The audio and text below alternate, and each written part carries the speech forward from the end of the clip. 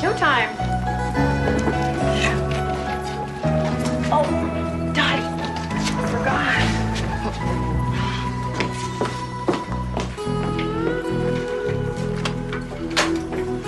Morning.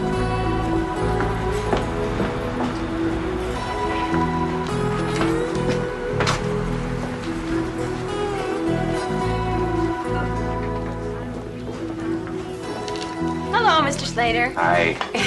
I'd like to see Mr. Simmons. Oh, I'm sorry. He's no longer here.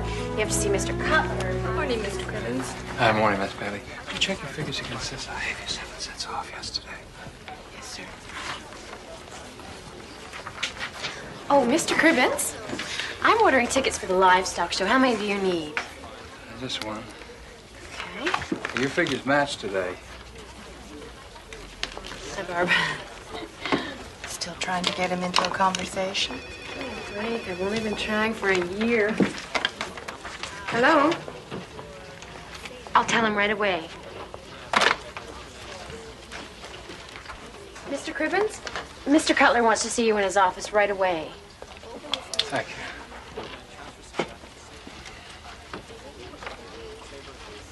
Uh-oh. Last week Simmons, this week Cribbins. A human calculator? Cutler'd never fire him. Focus on Warren Cribbins, a myopic little man, precise with figures, awkward with people. His horizons, a bottom line dotted with decimal points. But his safety in numbers is about to be erased. No, no, no. Don't get mad and don't get even. Just get ahead. Yeah. Sure. Cribbins, Yes, sir. have a seat. Thanks, sir.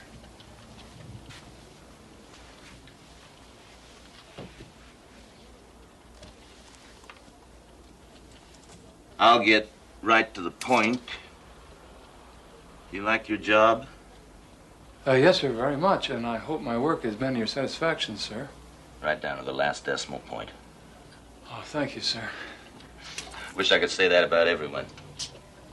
Cribbins, Warren, how'd you like a promotion? Well, I've decided that you should replace Simmons as the new loans officer here at the Farmers Bank. actually, I think I'm better suited. Exactly. You respect the numbers. Honestly, No, no, no, don't thank me. Sandy will help you get set up. She's your new secretary, and we can discuss your salary later. Here, take this file and look it over. You'll find it's fairly typical. Yes, sir. Congratulations. Oh. Thank you, sir. Sandy, will you come in here for a moment, please?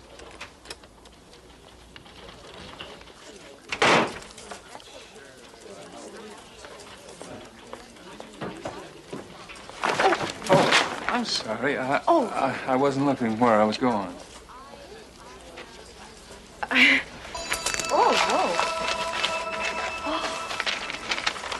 Oh, no. Oh, no. Oh, I'm so sorry. Oh, that's all right. Oh, I'm so sorry. I can get them fixed for you. No. That's all right. I only need them for close work. I'll get by. Oh, Mr. Cribbins. Yes? That's my book. The blue book. Oh. Yeah, yes, it is. Thank you.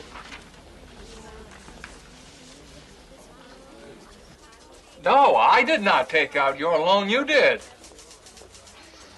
Yeah.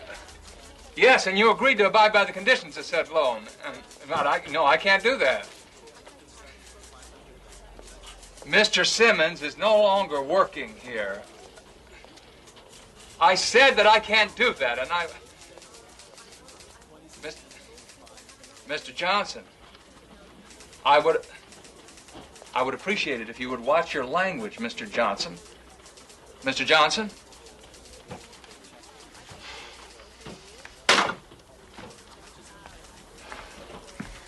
Did you want anything in this hot water?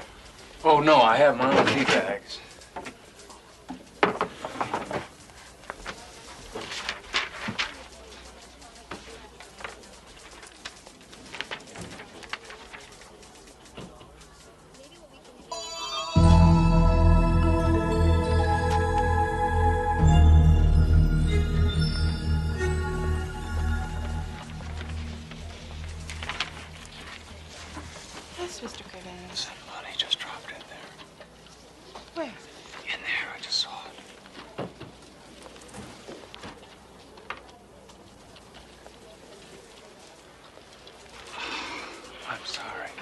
I could have sworn that everything I am, I'm sorry. Okay.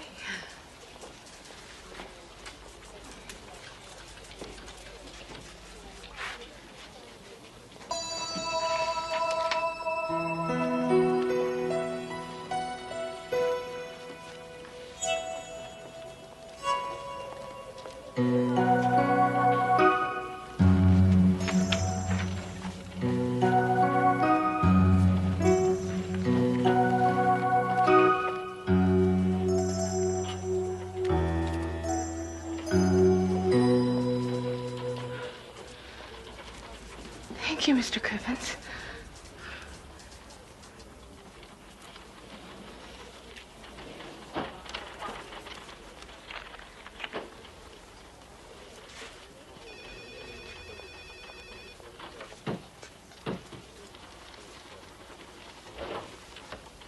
Mr. Cribbins, Mr. Cutler wants to see you as soon as you've read all of these. Thank you. Okay, now those green pins represent the property that the bank already owns, the color of money. And the white ones are what the major farm combines own, pure and untouchable. And the red ones, well, they're what we have paper on, mortgages, Warren. Some firsts, mostly seconds, for people mostly operating in the red. And those are my new concerns? Exactly.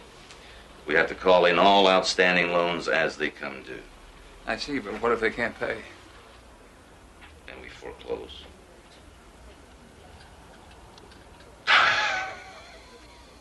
Listen, Warren, I've always looked at mortgages as rent. If you have a tenant who can't pay his rent, then you find one who can. I mean, the business of America is business, right? Calvin Coolidge. Exactly. So it makes us great.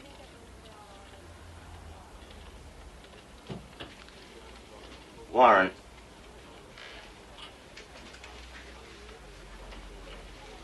do you have any idea why we're stepping up our activity on this? Oh, sir.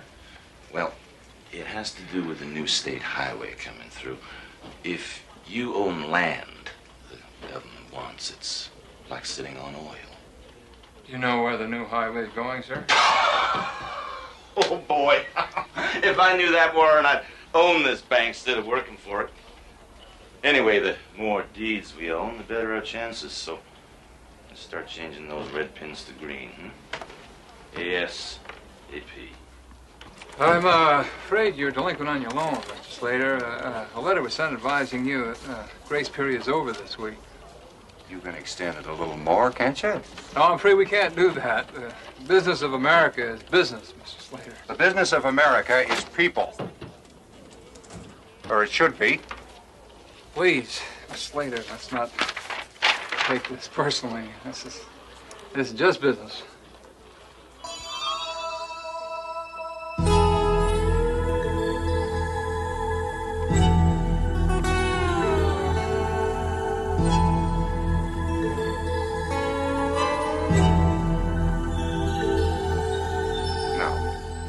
This isn't just business. This is my life. Just remember what that farm means. To me, my family, this whole community. I promise to look at the figures again, Mr. Slater. See what we can do. Name's Vern. Thank you.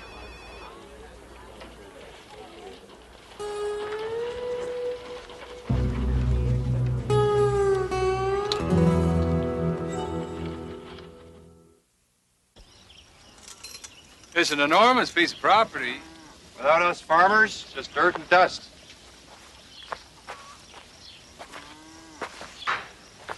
What's the bank gonna do with it anyway? They can't work it? No, I guess not.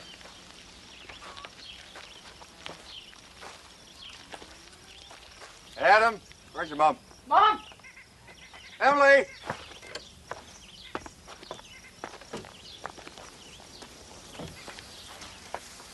This here's Mr. Cribbins. He's from the bank.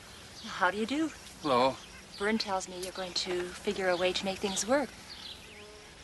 Well, since I'm not empowered to extend your loan and your equipment appears to be a little outdated, I suggest that you sell off some land. Who to? Who's going to buy it at a price that'll be worthwhile? I'll just have that much less corn for market? How's that going to help me, Warren? Mr. Slater, Vern, I think that may be your only option. I may not even be able to get my boss to agree to this. He wants to enforce foreclosure.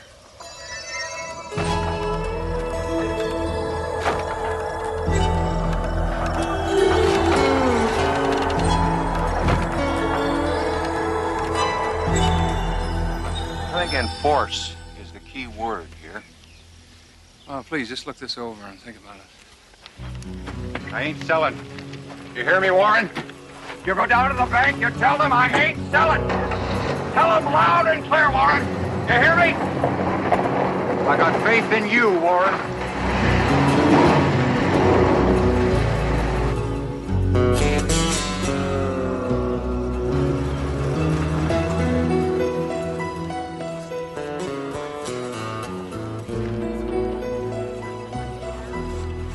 Morning. Good morning. Oh, Sandy? Can I see you for a minute? Sure. Wait, sit down. Okay.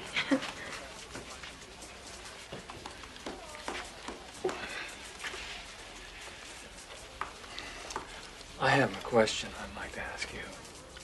If you were in a position to help some people, but by helping them you might lose a great deal yourself, yet by not helping them, the people you want to help, they may lose everything. Would you do it? Well, I mean, even if it meant risking your life savings. well, I don't really gamble. I can't afford to. But, well, I like doing things for other people.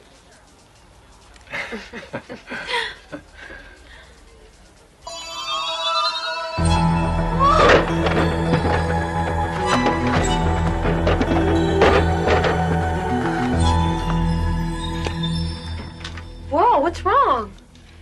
What do you mean? What I mean is you just jumped right up out of your chair. Oh, well, nothing. Nothing really.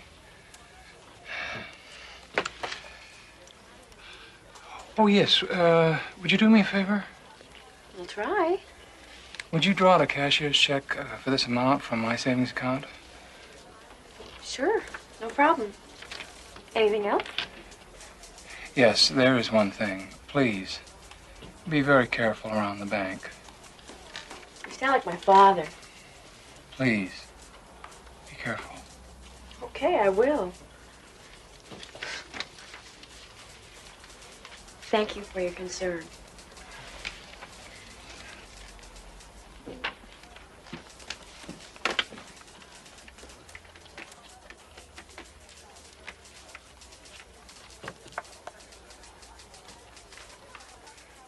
Hello, Mr. Slater. Vern. Yeah, this is Warren. I think I may have found a solution.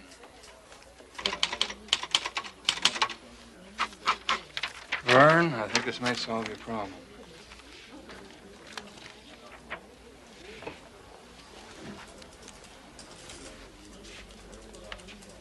This is a loan. Yes, a personal loan from me. That's correct. Warren, I won't let you down. I'll pay you back every single penny. I promise you.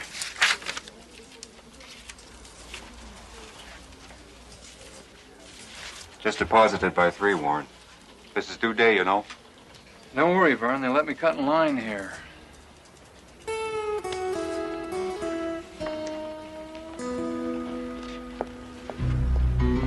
Sandy? Oh, I'm sorry, Miss Bailey. Mr. Cribbins, what are you doing? Oh, I'm sorry. Nothing really. I just,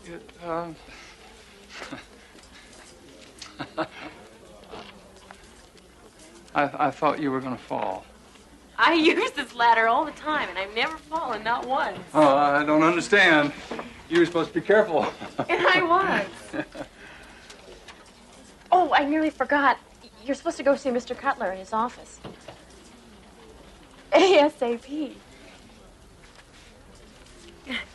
So, with foreclosures, like I said, it all depends on the worth of his assets. Here, I have some figures available on that. So, don't dicker with him too much there. He's in no position. His debt load's so heavy he can't say no, even when we offer him bottom dollar. Now, sure, it's a tough deal for the guy, but, well, that's business. Right, Warren? No, I had no idea we'd strike it this rich by grabbing the Slater farm. Yeah. Yeah, well, just wait and see what else I got in mind. Hmm? You betcha. I love highways. Warren? Warren, did you understand what I just said? Yes, sir. Offer Vern Slater bottom money because he's so far in debt he has no choice but to take it. Exactly. Remember, the note's due today, plus penalties, plus back taxes. But you can waive it all if he takes our offer. So, get on it.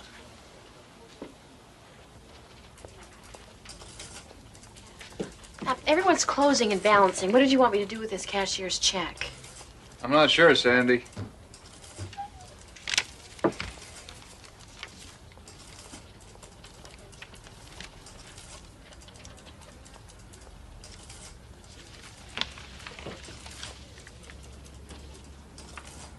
Deposited in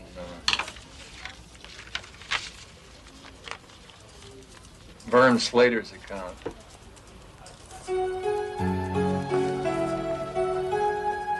After what I told you, after everything I said... I don't understand. You understand perfectly well. Don't play that game with I'm me, not Grimes. sure what you're talking about, Mr. Cutler. We should have owned that property. If not for you, we would have. You are directly responsible for costing me a fortune. How is that, sir? How's that? Please stop screaming at me, Miss Cutler.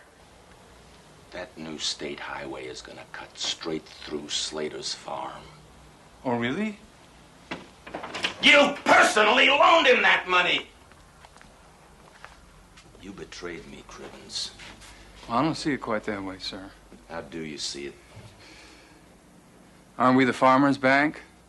I just helped out a farmer in need. Clear out your desk, Cribbins. You're fired. You sure you want to do that, sir? It's worth the severance pay just to get rid of you.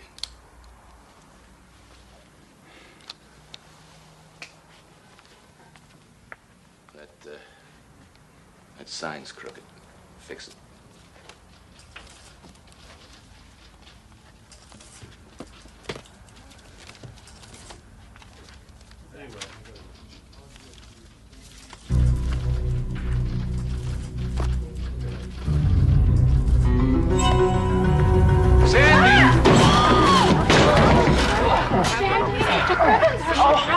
What happened? You okay? Oh, I think so. Are you okay? I told you to be careful, Sandy. You were right, Mr. Cribbins. Warren. Warren. Oh. Take your hand off. Thank you. Oh. Oh, no, I did it again. What? Your glasses, I broke them.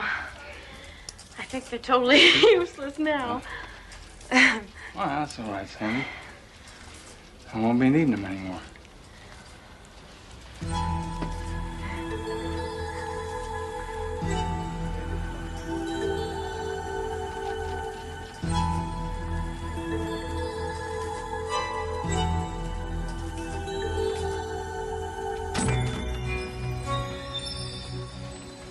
Come on, Miss Bailey.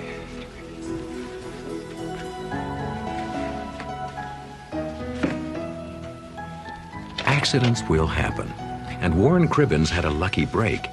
Instead of blindly following orders, his eyes were opened, and he saw humanity, and discovered it was his greatest asset. Add him to the list of those who have peered into the Twilight Zone.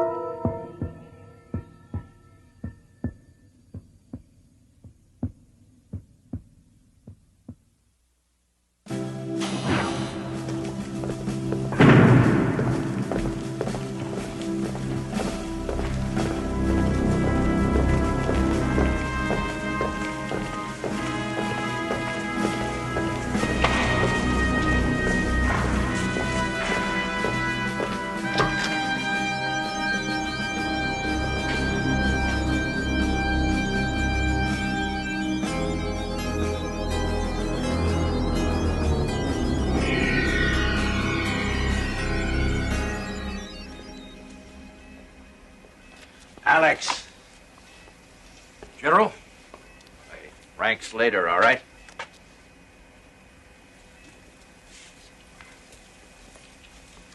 So what's the job? With all the security around here, you think we're back in the Manhattan Project.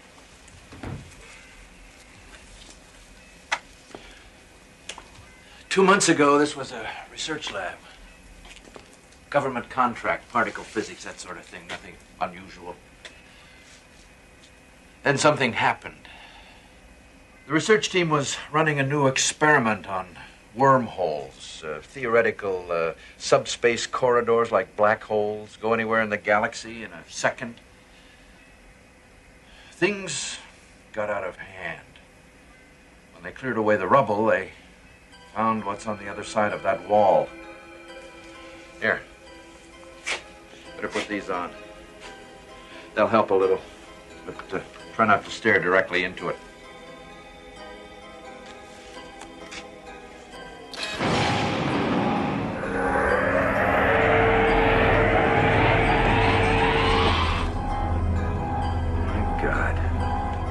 When they found it, we brought in scientists from all over the place. Cornell, NASA, JPL.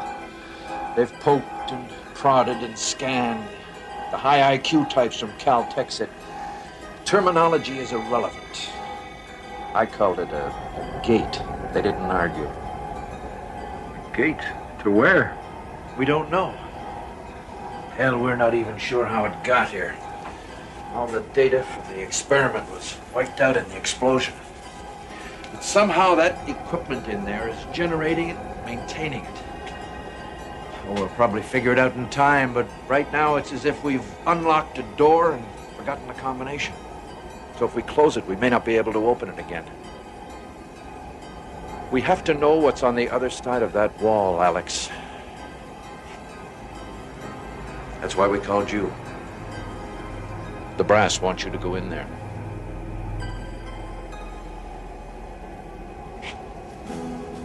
Alexander McAndrews, former test pilot, with a paper trail of commendations and a closet full of broken records.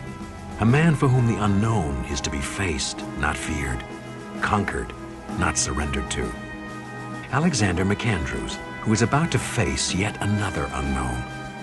But this one is unlike all the others, for this one burns at the very heart of the Twilight Zone. You weren't the first one on our list, Alex. They went before you. Second Lieutenant Emilio Perez, Sergeants Evelyn Marks, Len Sinclair, and a captain, Henry Kincaid. They volunteered. We gave them the best equipment we had. And one by one, they went in that gate. None of them have come back. No contact?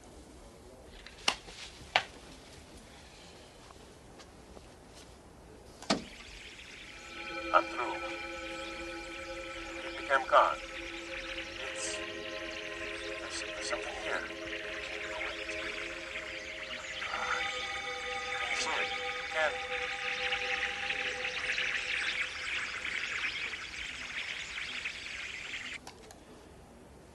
Maximum contact time, 10 seconds. It's static. 4 people, Alex. 4 good people. The State Department wants to close us down, just pull the plug. Try to forget it ever happened. Pentagon wants to push ahead on grounds of national security. But as far as I'm concerned, those people are still alive, and if there's any chance to rescue them... Understood. I didn't want you for this, Alex. You've paid your dues and then some. Don't know if you've heard, but I got the word last week. Seems like I'm getting a little bit too old to be a rocket jockey. Putting me behind a desk. I can't live with that, Greg. So, given the choice, it'd be a great way to go out, wouldn't it? You'll come back. If anyone can make it, you will. You're a good soldier, Alex. That's what Sarah said the day she left me. Good soldier. Always ready to follow orders, do his duty. Last chance.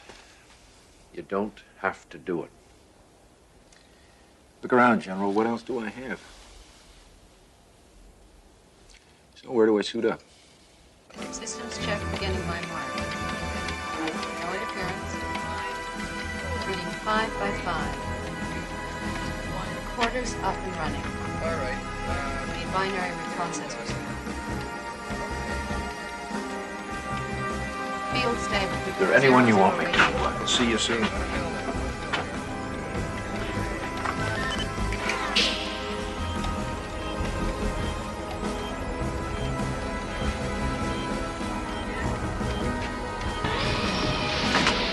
Goggles on.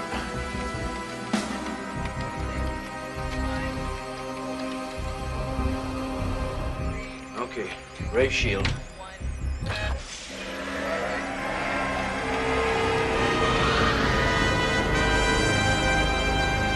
All right, Alex, we're cleared to proceed. Now remember, no heroics, strictly threat analysis. Just go in, take a fast look around, then get out of there. You copy?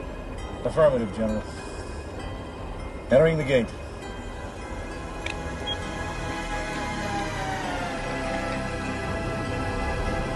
God go with you, Alex.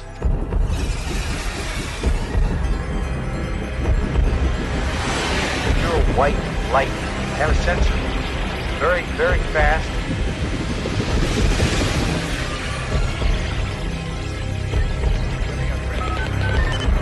We're losing contact, General.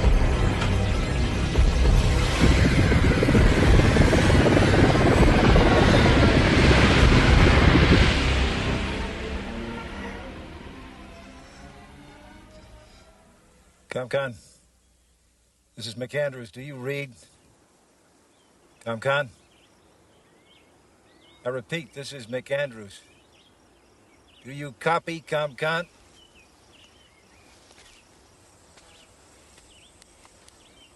I don't know whether you're getting any of this or not, ComCon, but I'm gonna keep recording anyway. I found a glove. Appears to be one of ours.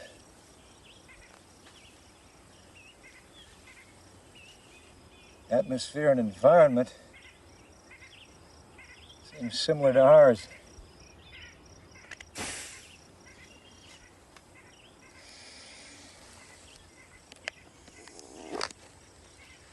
Oxygen atmosphere, all right.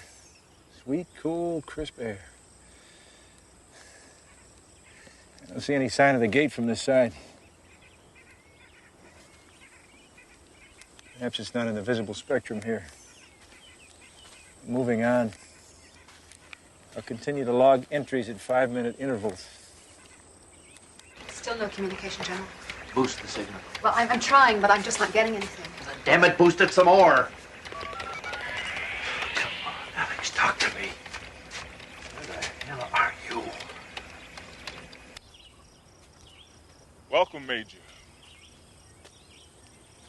Kincaid? Captain Henry Kincaid? Present and accounted for, sir. We've been waiting for you. Well, not you in particular, but somebody like you. But I'm happy with the selection. I can't think of a better choice for their needs or ours. Excuse me? Everything will be explained in time, Major. In the meantime, please, if you will come with us.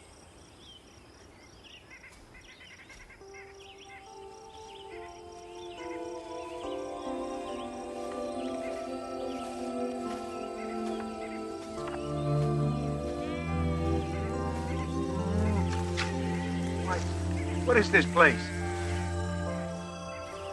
Call it heaven.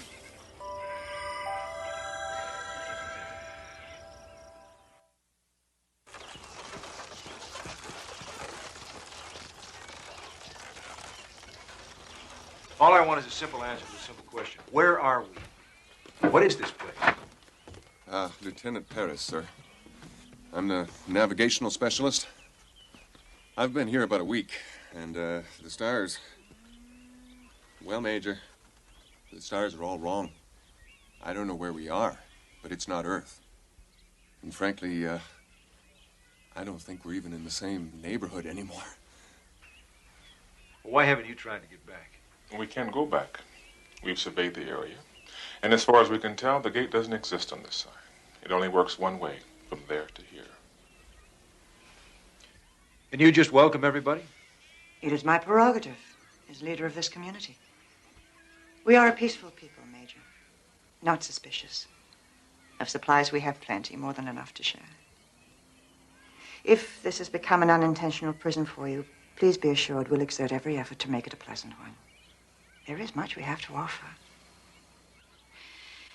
They've told me about the world you come from, a place of such hate. Here we have no possessions to steal, no religion save one, the sanctity of life. No law, but to be kind to one another. That is why we were pleased to see it was you who was sent to us. They say you are a man of honor. It's the kind of place we've all dreamed about, Major. I think I'll reserve judgment till I've checked things out for myself. We encourage you to explore, and we will give you all the help we can, as we did to the others. I sense in you a man who's been searching for peace for a long time without finding it. Here you will.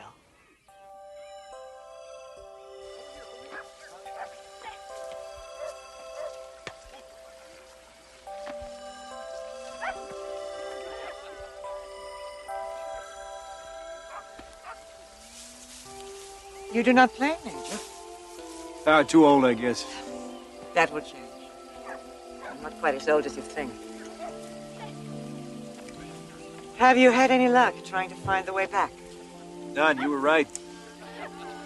Dawn to dusk, we searched every square inch of the area I came through. Nothing. It's a funny thing, though. The more time I spend here, the less I begin to worry about it.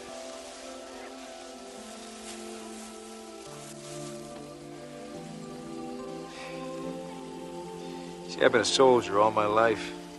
My father was, his father before him. They said you have to fight for what you believe. They never told me what to believe. They told me I have to follow orders. They never told me why. Stay busy enough, though, and you don't worry about it. You have a family? Not really. My wife left me about a year ago. Said she didn't believe in bigamy. Couldn't compete with honor, duty, orders.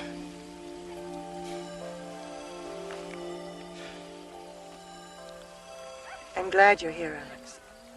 I'm very glad.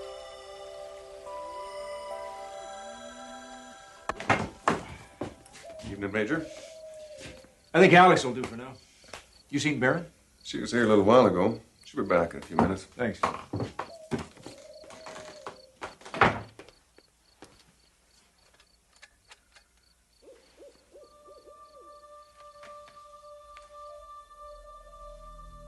It is now 3 days, 12 hours since Alexander McAndrews went through the gate. In another 24 hours, we will consider him lost in action. I've recommended we shut down operations and send no more people through the gate without more detailed analysis. The brass disagree. We lose more in training operations, they told me. They've already picked their next volunteer. He comes highly recommended. I don't know him. Thank God for small favors.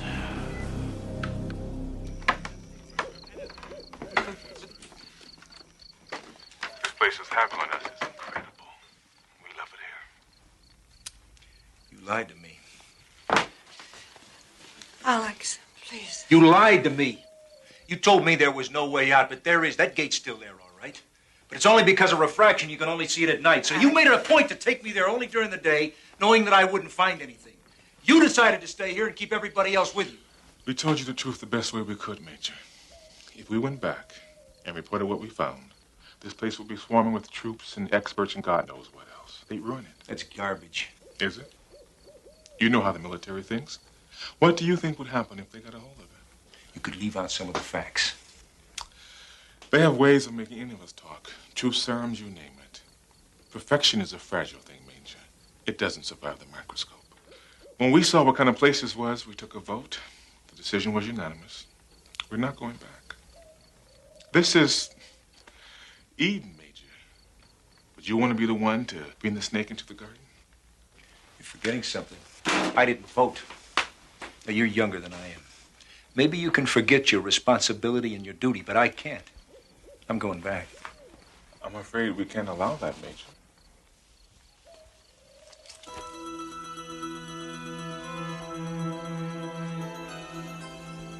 See how easy it is? The first solution of the angry man. How many other guns you want to turn loose here? I don't want to hurt you, Kincaid. But I'm ordering you to get out of the way. Then you'll have to kill me, Alex.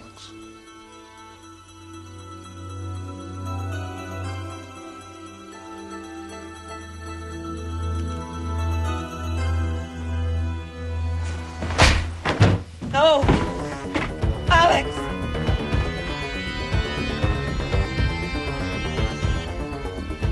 Alex! Please wait, don't go! I'm sorry, but I have to.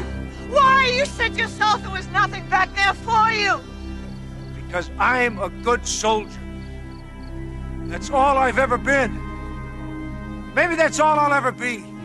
You take that away and what's left? You said yourself, I'm a man of honor. So please, lead me with that. That's all I have.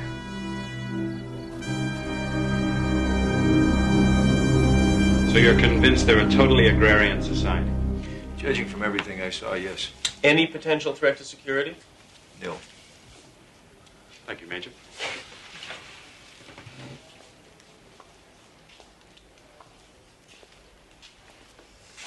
I think we're in a perfect position. The press isn't aware of the situation. It's a whole new frontier.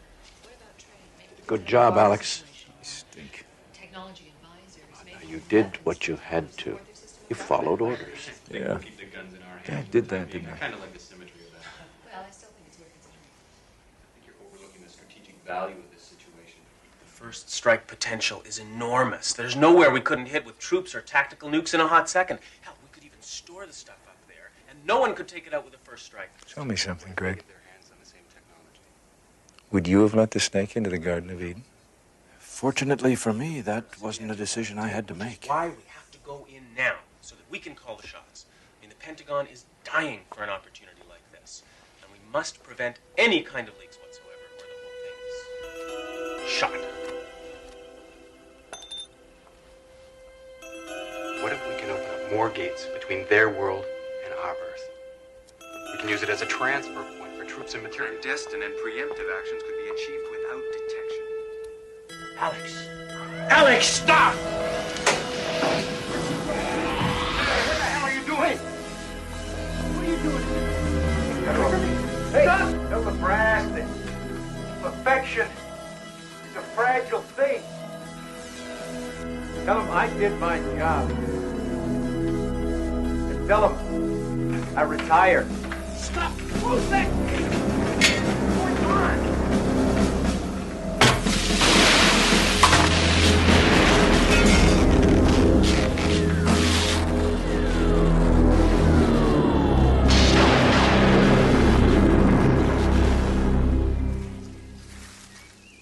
Are you sure they won't build another? It's a freak combination in the first place. If the gate were still there for them to study, maybe they could duplicate it. But it's gone permanently.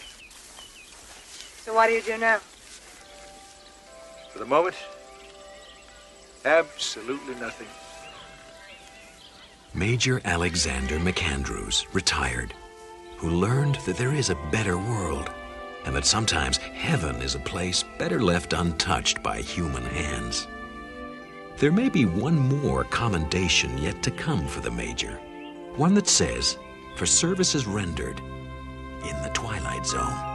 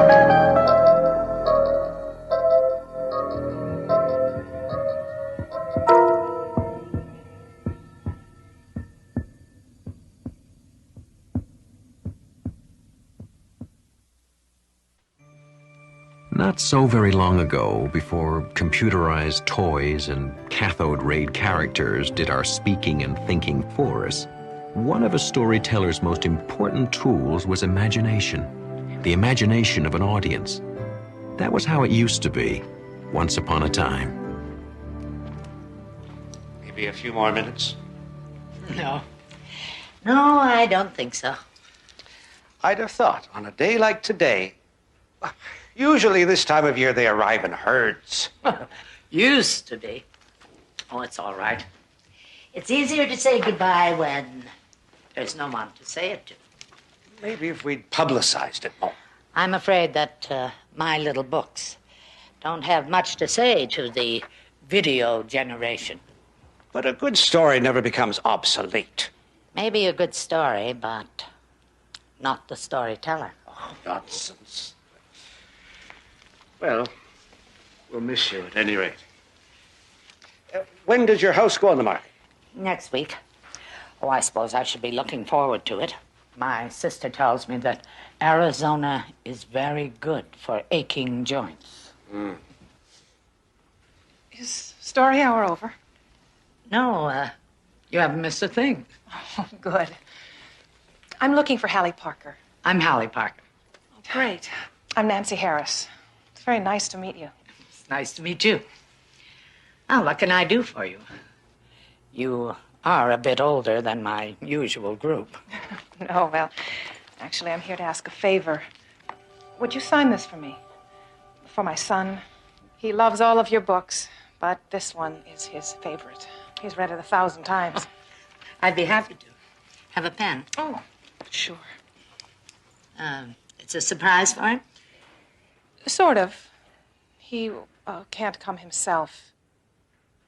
He's not feeling very well. Oh, it's too bad. Say, how about I bring it to him myself? Oh, you don't have to do that. Oh, I'd be happy to. Are you sure? Write down your address and your phone number, and I can bring it this afternoon. Oh, he'd be thrilled. Thanks, Miss Parker. I can't tell you how much this means to me. To Brian. Well, I'll see you this afternoon, then, eh? Yes, thank you. Bye. His room is right down here. Brian, there's someone here to see you. Well, so you're my #1 fan.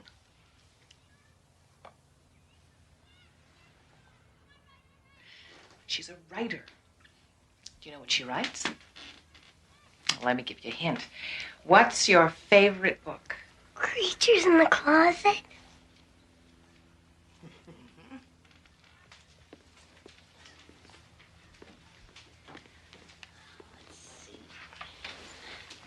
Can you read that?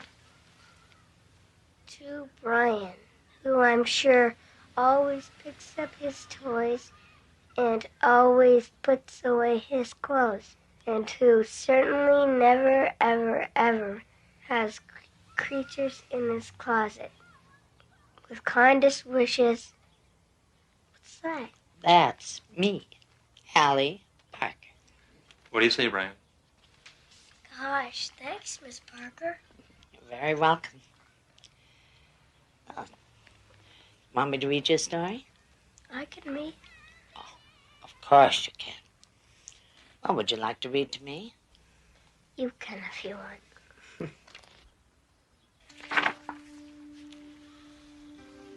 Once there was a lad named Ned who never, ever made his bed. His toys were never in their box. His bedroom floor was piled with socks, and under them was underwear. Who knows what else was under there? Ned's mother begged. She pitched a fit. Your room looks like a cyclone hit. And did Ned care? Not one bit. This part. And when he started cleaning, this is what he found. Creatures in the closet, badgers neath the bed, no toys inside the toy box. A pen of pigs was there instead. I guess I never noticed, was all that dear Ned said. And Ned just said, so that's what made that noise. I knew it wasn't me. I'm the quietest of boys. It must have been creatures in the closet and badgers neath the bed that trampled all my toys and clothes and made my mom see red.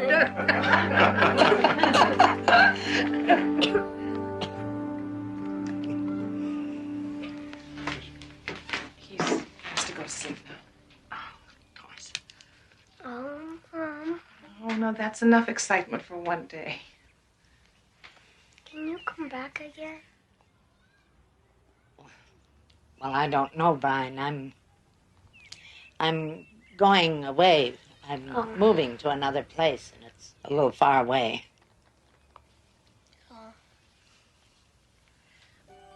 But we'll see. Okay, bye, Miss Parker. Bye, Brian. Now, you get well real quick.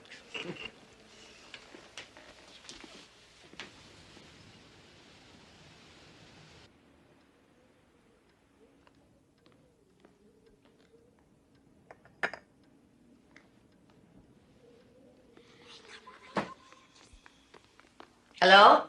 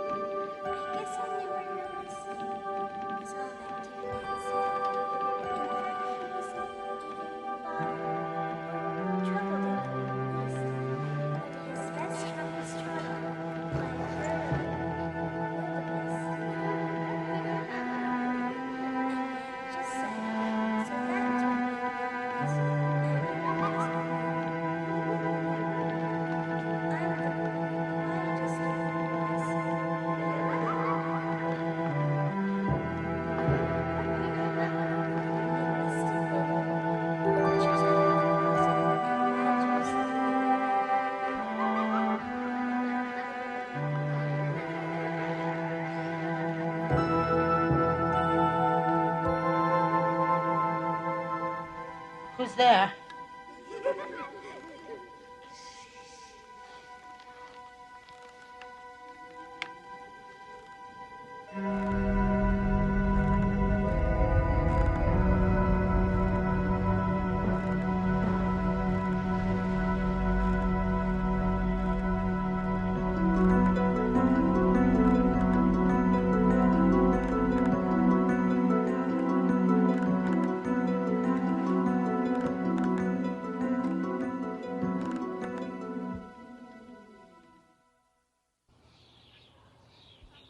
Broker's due here any minute.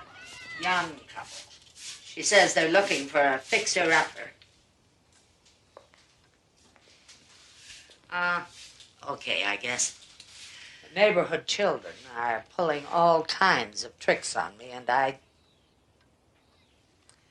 No, Ellen, it isn't. Phoenix does not have a corner on the nice weather department, you know. Yes, I'll talk to you this weekend. Yes, bye.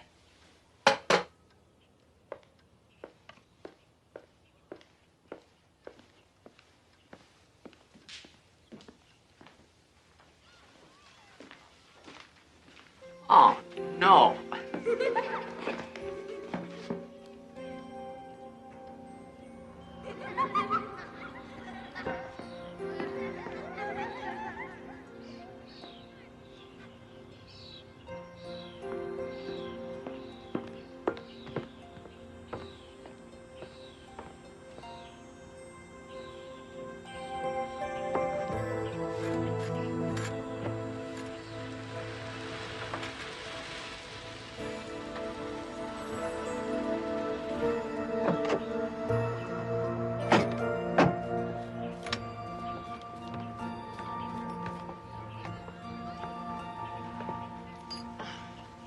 Hello.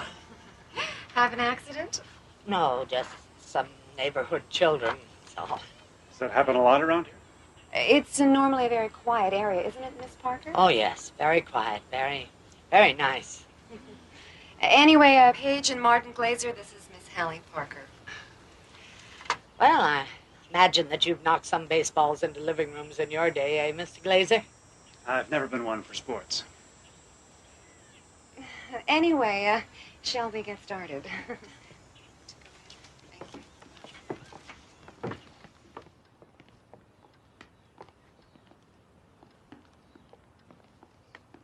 Solid oak.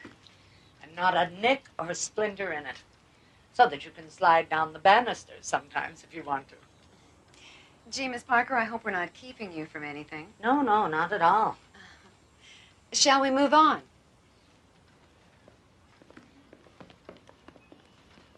The room seemed rather closed in. Imagine all of this opened up, you know, with the sun coming in the morning. It just makes the world of difference. Well, I suppose if this dark old furniture was out of here, we could put in that white leather sofa we were looking at. Oh, but white gets so dirty, doesn't it, with children running in and out? That's not a problem.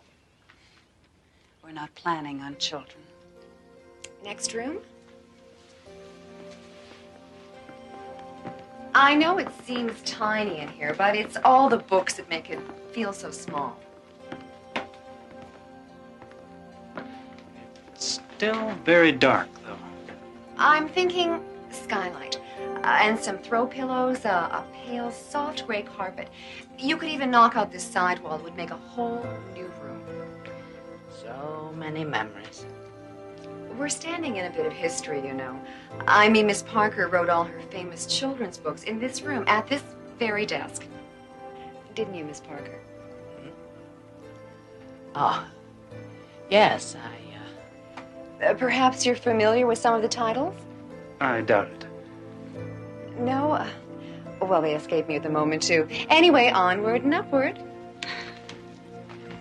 Now, you'll notice that the staircase actually complements the home. It sort of sweeps you up to the next floor, where you'll notice that Well, I guess it has potential, although it needs a ton of work to make it livable.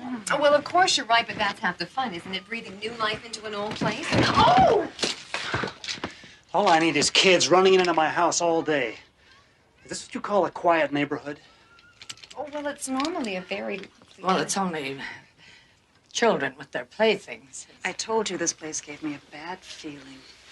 Let's go. Miss Parker, do you want to sell this house or not? I was only trying to be helpful. You're only trying to be helpful. Well, how about keeping the toys picked up and the kids out? Thank you so very much.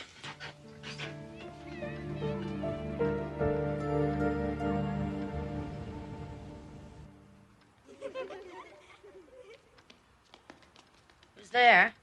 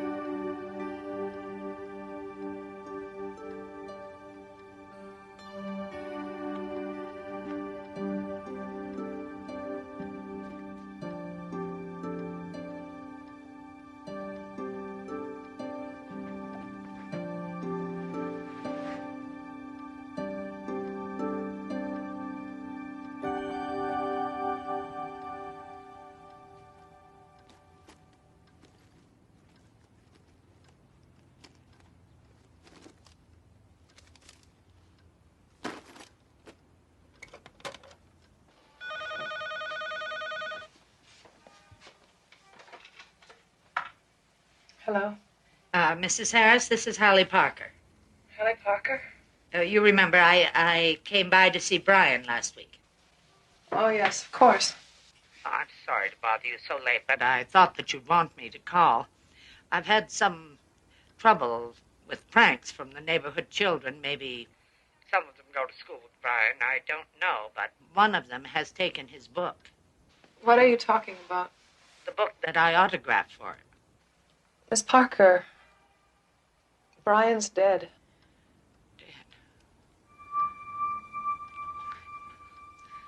Terribly sorry. Miss Parker. Miss Parker, why are you calling? I have his book here. Sorry, it can't be. You must be mistaken. Miss Parker, the funeral was this morning, and we left the book with him. It was his favorite, and we figured he would like that. His book? Miss Parker, I'm sorry. This is not a good time to call.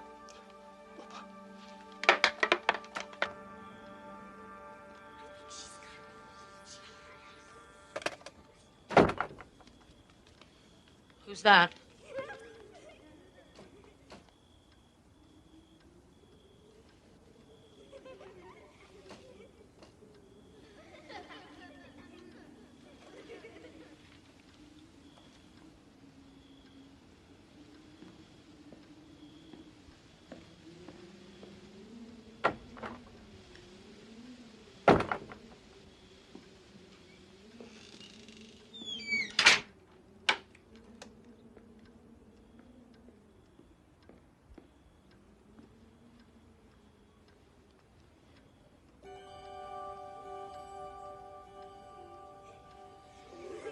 All right, children, where are you?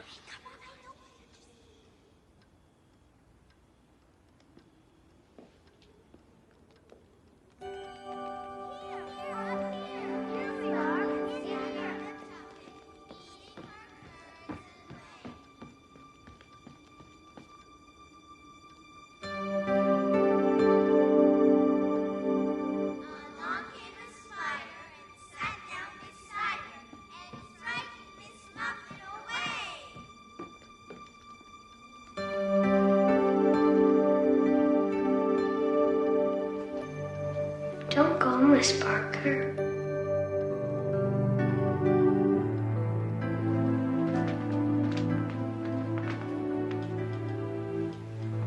Brian? Read us a story. Us? Me and my friends. We want you to stay. Stay! Read us a story. You won't leave us, will you?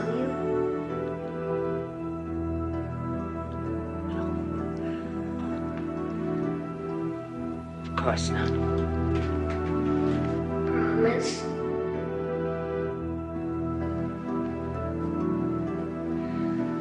I promise.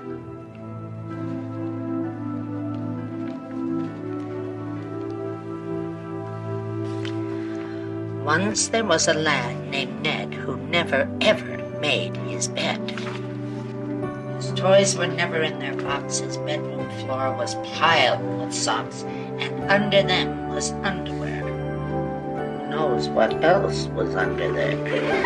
Ned's mother begged. She pitched a fit. Your room looks like a cyclone hit. And did Ned care? Not one bit. And when he started cleaning, this is what he found. Creatures in the closet, badgers neath the bed, no toys inside the toy box. There was an old woman, a page in a book, mere phrases and words at which no one would look. But a tale worth telling has a life of its own, happily ever after, in the Twilight Zone.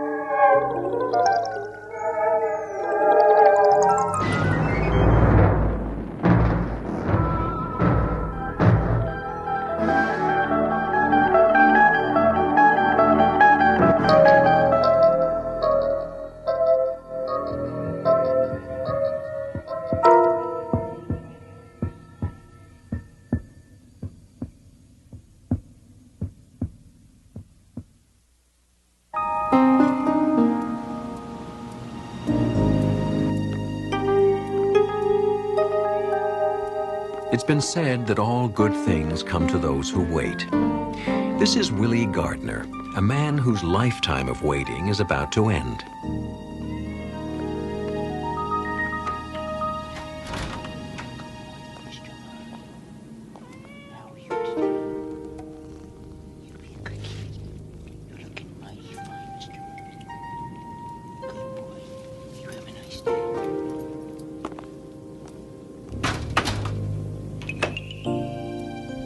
Willie Gardner, a man with limited space, limited horizons, and limited contact with humanity. People float in and out of his life like flotsam and jetsam washing up on the beach. But the law of salvage is about to change all that. Today, Willie is going to find something very valuable on his particular beach, in the Twilight Zone.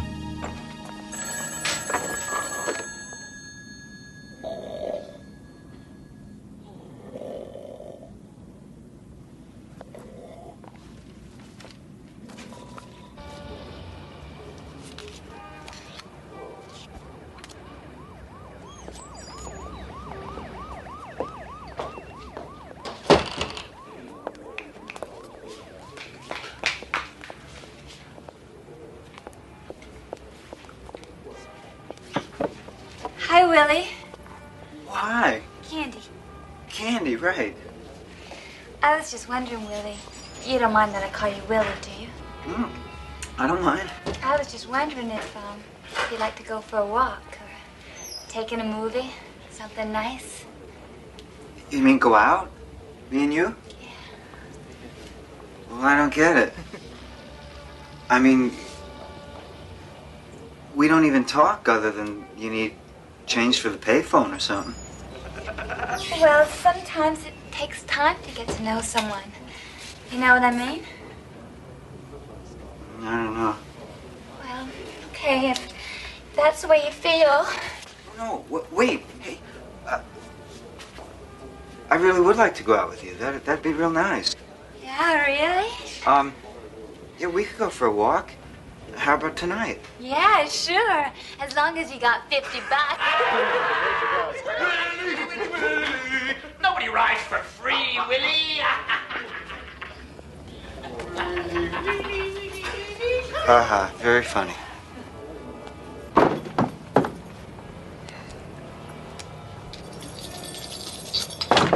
Checkout time, 12 o'clock.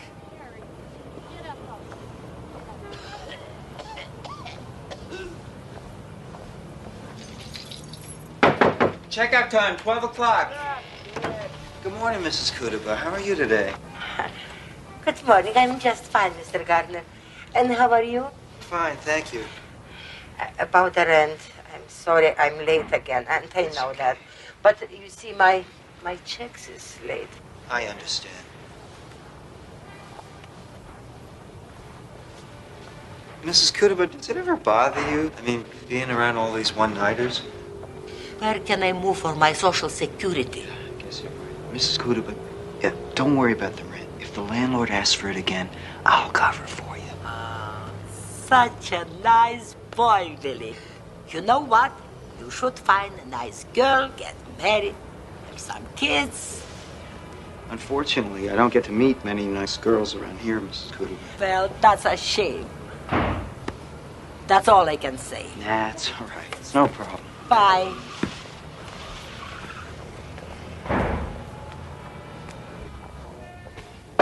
Checkout time, 12 o'clock.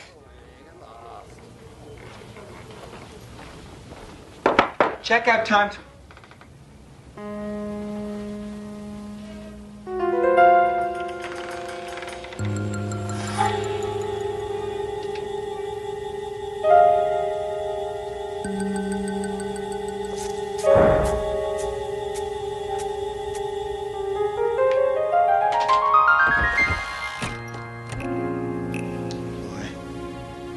I wish I had a nickel for every old piece of luggage I ever left in this hotel.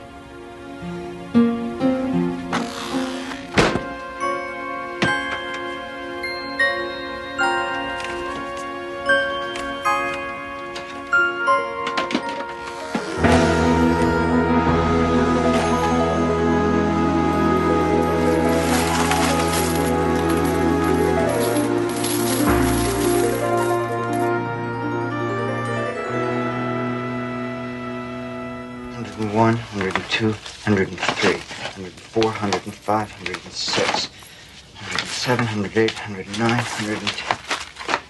This is gonna take forever. Wait a minute.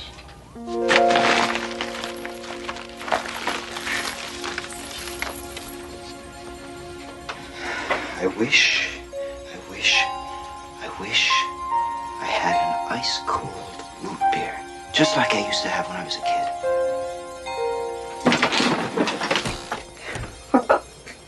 This is great. What do I need you guys for? I can have anything I want.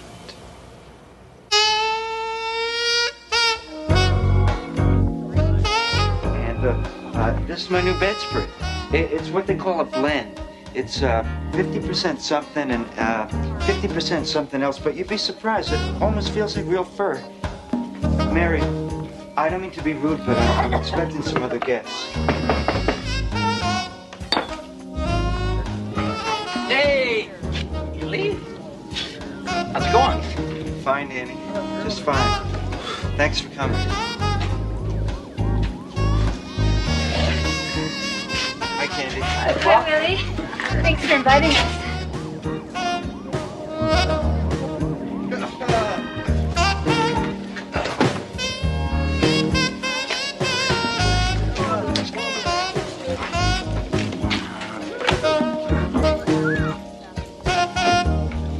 Hey, Willie. What's the girl got to do to get a drink around here? Doing? It's not for the TV. It's busted. No, it's not for the TV. It's for the stereo. It's not busted. Watch. Volume up. Volume down. Volume up. Volume down.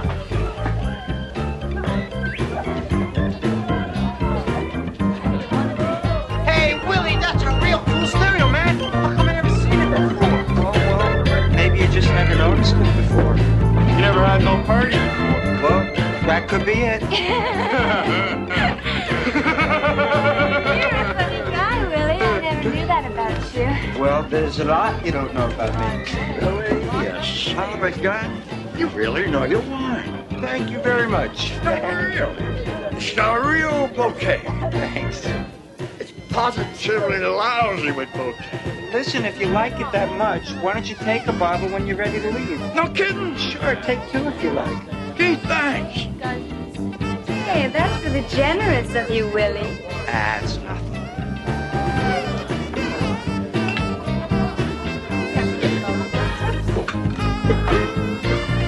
You're fresh, old buddy. I hope you're not leaving now. Yo, Willie, that sucker just took the last 3 bottles of wine. Oh, it's okay. Don't worry about it. No, please, calm down, everybody. There's plenty more where that came from.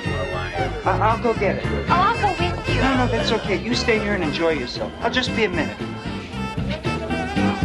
I wish I had another case of my favorite sparkling champagne.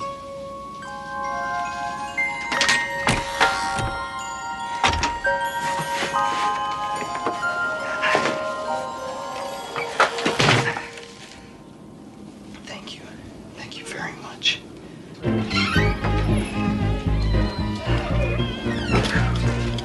Good evening, Mrs. Kudaba. Oh, hello, Mr. Gardner. Sounds that you have lots of fun down there in your place. We are. Why don't you come on down and join us? Nothing personal, but some of your friends are hoodlums. Oh, they're not so bad. Come on down. Have some fun. No, I'm told for that kind of thing. Okay, shoot yourself. Good night, Mr. Gardner. Kudaba.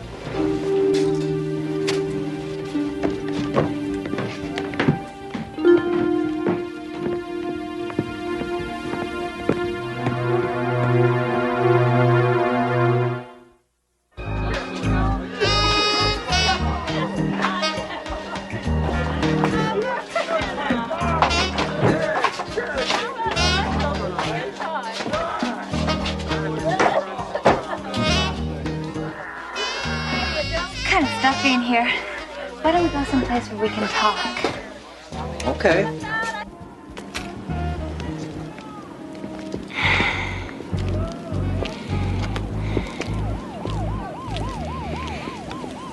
real pretty out here, isn't it? Really pretty. Kind of makes you forget what's out there in the streets. Candy, what is that short for? Beats me. My real name's not Candy. It's Lisa. Candy's just my street name. You think that's funny? Oh, no, I like it. What, Lisa? Well, yeah, that too, but I mean, I really like that you told me your real name.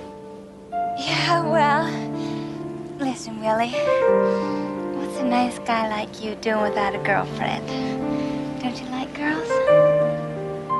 I like you. Well, maybe that could work out, you know what I mean? Not really. Well, I could be nice to you, and you could be nice to me. I don't understand. Well, you know, you could take me out and buy me things, get me a nice place to live.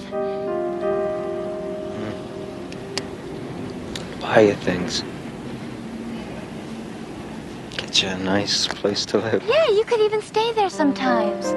Sounds nice, huh? Candy, Lisa, Candy, I'm not just looking for a girlfriend. I'm looking for someone who likes me for myself, not just for the stuff that I own. Hey, don't get me wrong. Really? Let's go back to the party.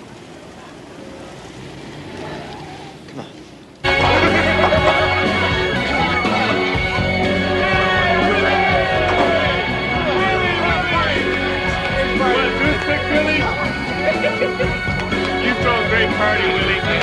Yo, Willie!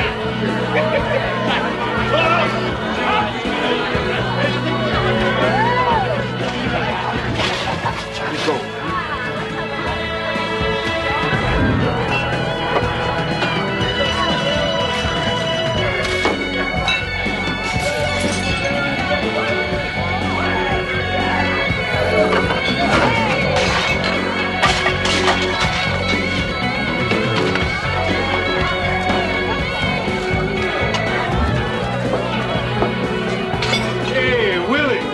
I was checking out your TV set. Great color. Now, I was wondering, there's this big game on tomorrow night, and could I borrow it? Just for the day, you understand. Keep it. Serious? Serious. Take it. You got it.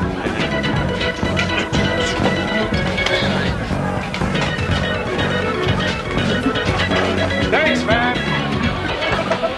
Sure. Hey, Willie. Did you just give him that TV? Yeah. What's it to you? Oh, why didn't you give me the stereo then? Be my guest. Really?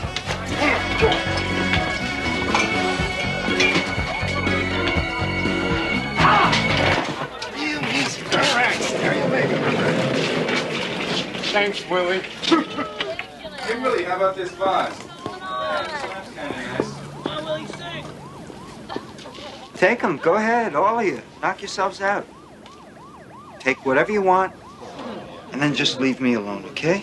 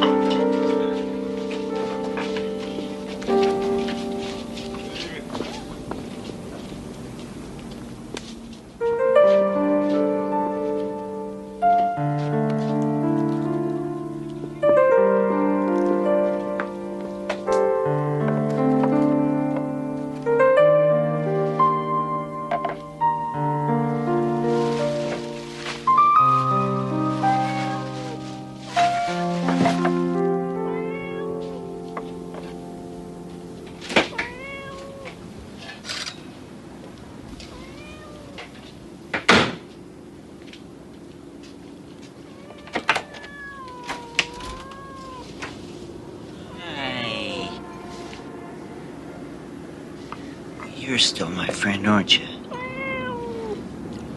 Well, at least you're honest about it. Hey, Willie! Party's over? What can I do for you, gentlemen? That depends. Depends on what. On what you got. I don't got anything.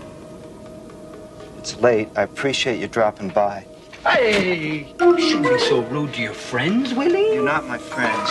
Look, you guys don't fool me anymore. Keep an eye on him. Hey, get out of there! What do you think you're doing? Stay put. Watch your step.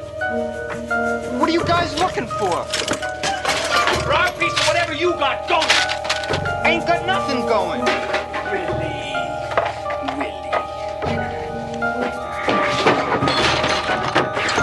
Now look, I don't know if you knocked over a bank or what, but we want our cut of the action. Nothing. I don't know what you guys are talking about. Oh? Wait, are you calling me a liar?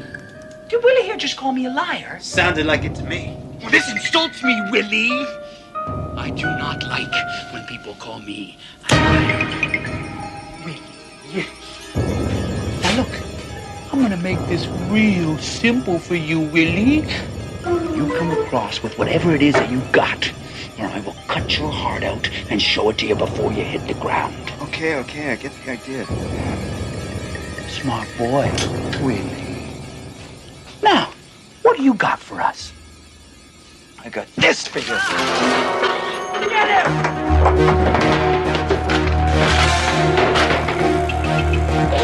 Come on! You went this way, come on! You are dead, you are a corpse! Hey, you guys, what are you doing there? I'm calling the cops.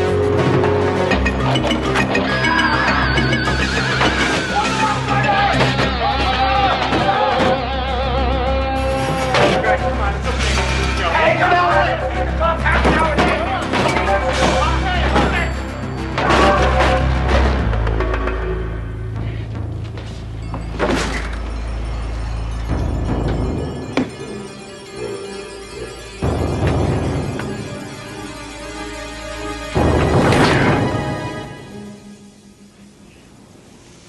Not here.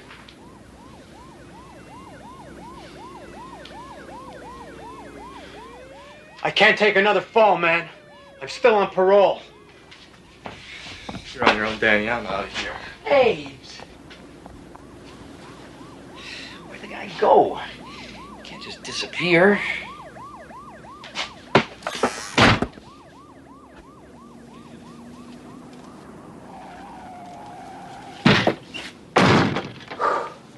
Thank you. Thank you for working.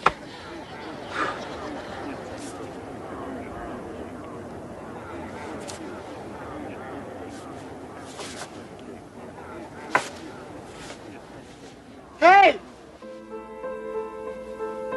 Hey! Hey, open up! Hey! Hey! Hey, open!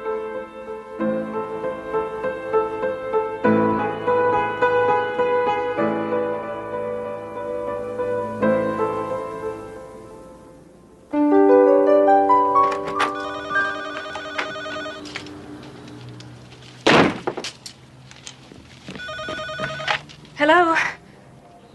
Oh, hi, Mom. How are you? Mom, I'll be okay.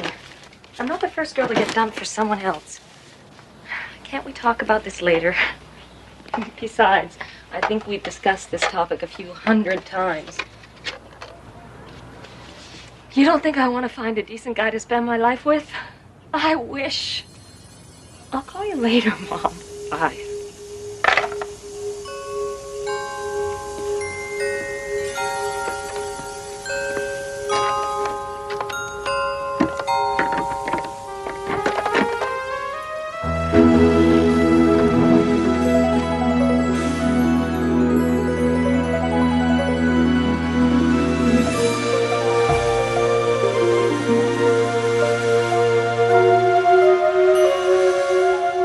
Willie Gardner, who discovered in a steamer trunk the difference between possessions and real wealth. Once adrift in a sea of humanity, he's finally found a safe harbor in a port of call known as the Twilight Zone.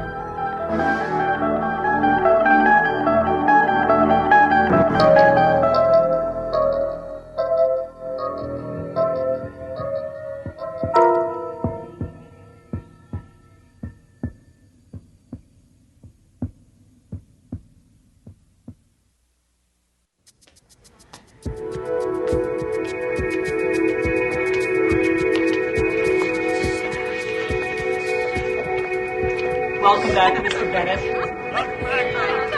For he's a jolly good fellow, for he's a jolly good fellow, for he's a jolly good Heart transplant right here in our own office. One man, one heart. An obsolete fact of life. Witness Tom Bennett, a man who accepts his new organ as just one more item that money can buy. Okay. All right, everybody. Thanks a lot. That was very nice. Now, let's get back to work. A man who would tell you that the boundaries of the Twilight Zone are shrinking as miracles become commonplace. What the hell is wrong with Spence? Did you talk to him about this building lease? Sure, I gave him input. Why? Look, they want 3 floors, 3 high floors, and always asking Tom, for... Tom, I know. I said exactly the same thing. I told him he's practically giving the store away. Now, about last night. Yeah? My compliments to your surgeon.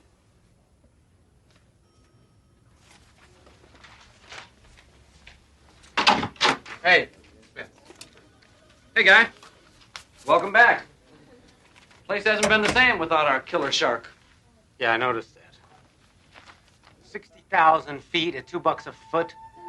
We can get at least 2.5 for that. Are you okay? Yeah, I'm fine. Well, that's a first. Tom Bennett loosens his tie. Tom, are you sure you're feeling okay? If you can show me where we can hit them up for some more money. It's easy. How is it easy? You just up the price to 2.5 per foot, and then tell them to take it or leave it.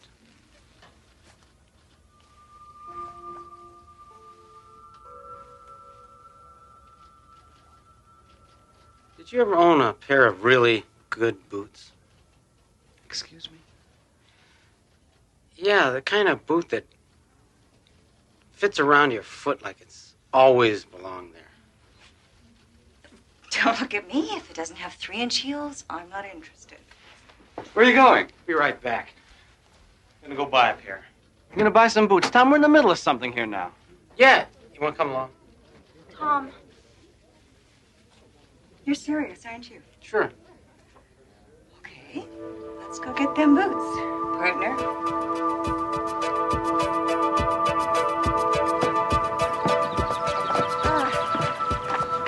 Gourmet lunch? You shouldn't have. Come on, let's go for a walk. Okay, what's that? Hot dogs for lunch, strolls on the beach. Tom, this is not like you. But it's great, isn't it? Wait a minute, Tom. I can't go down there in my heels. Take them off. Sure. Designer hose, $30 a pair. Why not?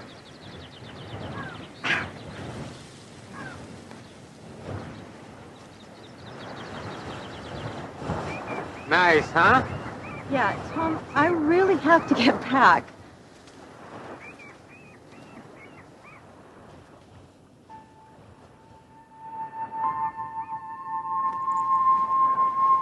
Tom. Hello? That woman. What about her? I've seen her before. Where? You mean here before? No. Yeah. Maybe I have.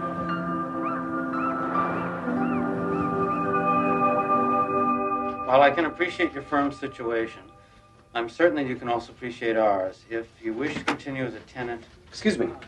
How about something to eat? Sure. Julie, want to go?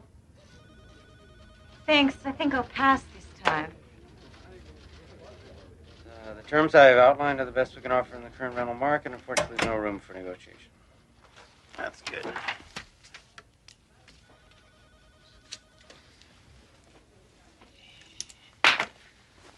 You know, I was thinking this place could use a few plants. Definitely. I'll order some. Let's go. Good night, Mr. Bennett. He used to hate plants.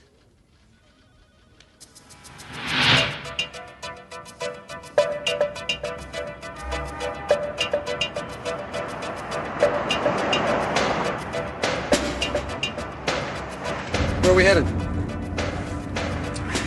This car, who cares? Just relax. We'll wander around till we stumble across something.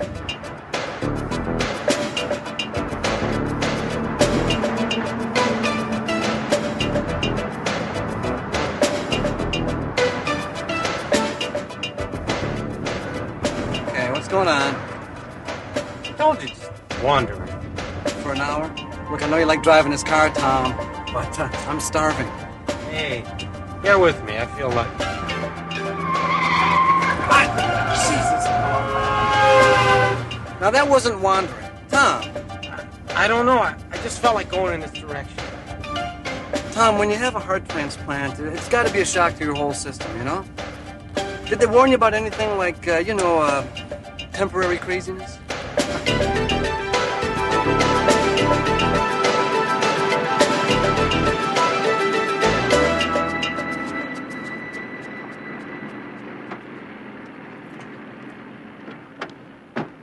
Tom, what is this?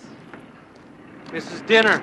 Get the hell out of here. You got an immune system that's already stressed out. This is not dinner. You look at that. What, the waitress?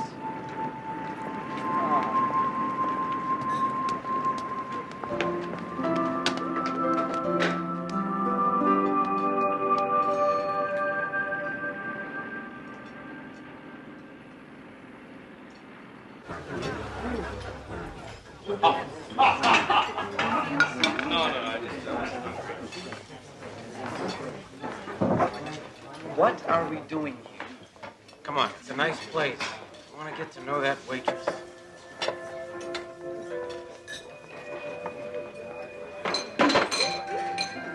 Why?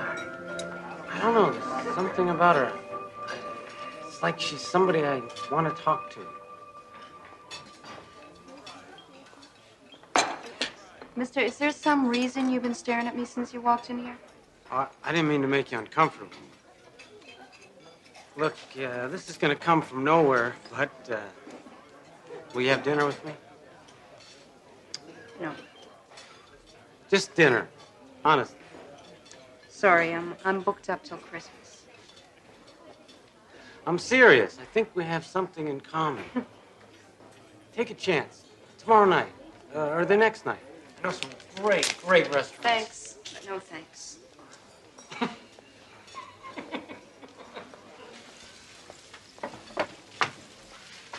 He asked me for a date. What did you say? What do you mean, what did I say? I said no. Mary Jo, you have got to start dating sometime, and this guy looks like one hell of a way to start. Why does he keep staring at me? He's weird. Look, what about Ralph? He'd ask you out in a second if he thought you were available. Well, I'm not available.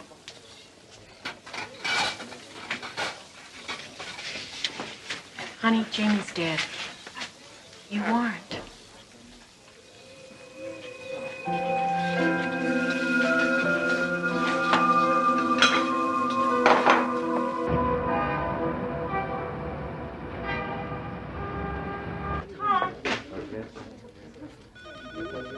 Tom, I want to talk to you.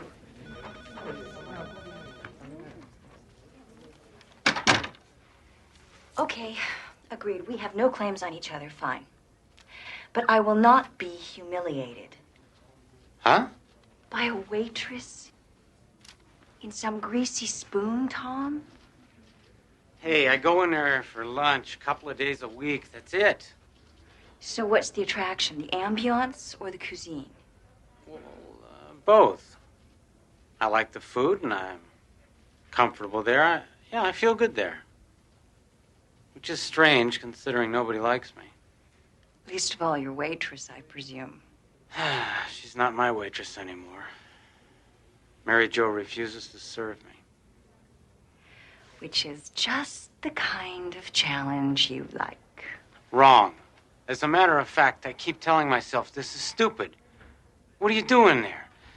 But then, a couple of days later, there I am. Oh, poor baby. All that meatloaf and no love.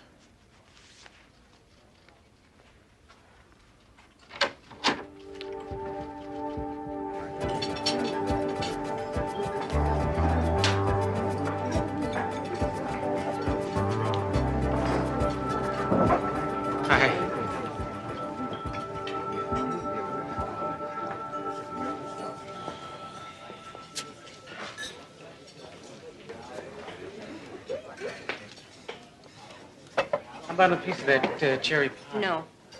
Look, I am getting sick and tired of you hanging around here all the time. You're not coming here for the food. Yeah, it's really not that bad. And the fact is, if you're not coming here for the food, there is nothing here for you. Now, why don't you just go and get in your fancy old car and you go someplace else?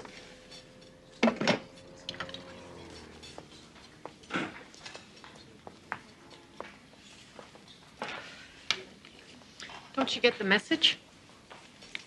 You're not wanted around here.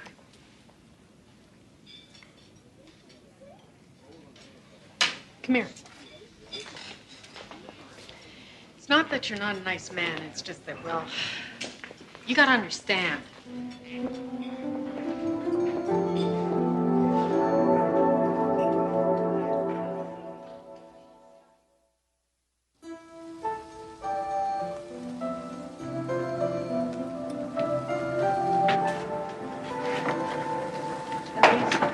He's here.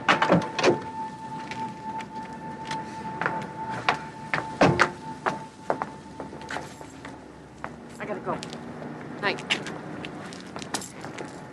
Mary Jo, I want to apologize. I had no idea. Your friend told me. She had no business doing that. Mary Jo, you guys must have been pretty close, huh? Close. We lived next door to each other since we were 5 years old. We always knew we were going to get married. Well, maybe that sounds kind of silly to you. Well, maybe it is silly. But it was the kind of love that makes you hurt. The kind of love that you feel right down into your toes. He promised me. He wanted to wait until he had a good job. And it didn't matter to me at all, but it was important to him. And he did it. I was so proud of him. And he called me up. We set a date. And he was coming right over and we were gonna celebrate. We were gonna have kids.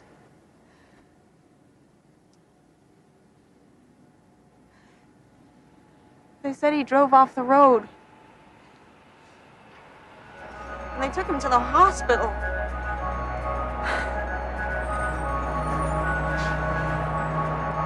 Even in death, he did good by somebody else. It's the kind of guy that he was. What do you mean? Nothing. Nothing that would mean anything to you. Now, please go away! Wait, what was his name? I want to know his name. Jamie. Adler.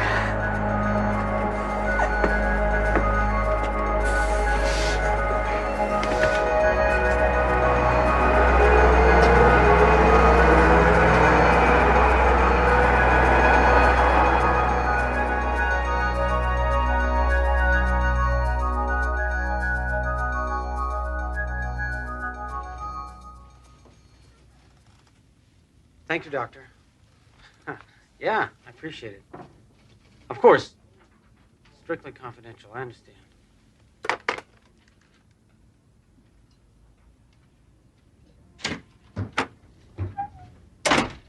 I've just been on the phone. Me too. Did you tell McLaughlin that he could set his own price? This is crazy, Tom. There is no way we can agree to it. You know whose heart they put in me? It's a man named Jamie Adler. Very nice guy. To which of you should I tender my condolences? It's a good question.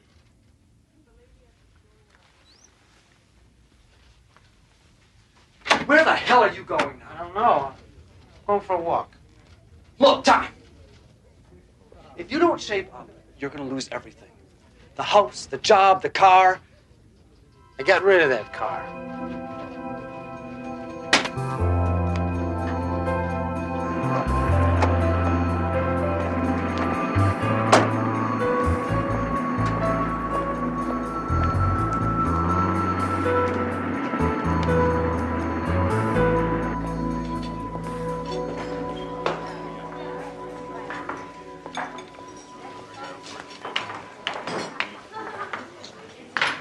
What do you want?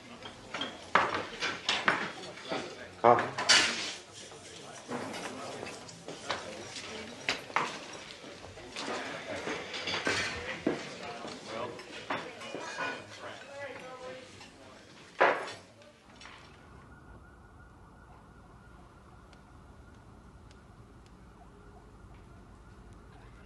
Still here.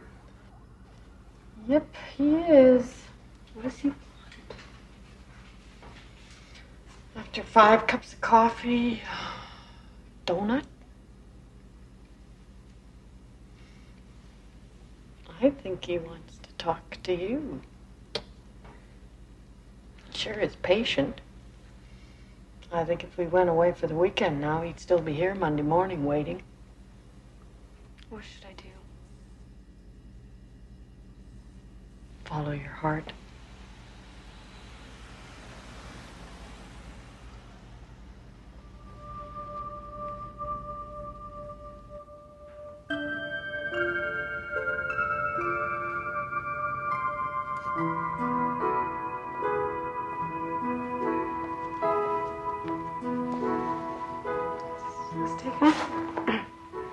No.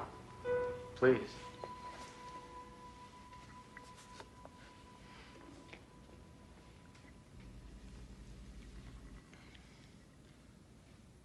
Am I really so terrible?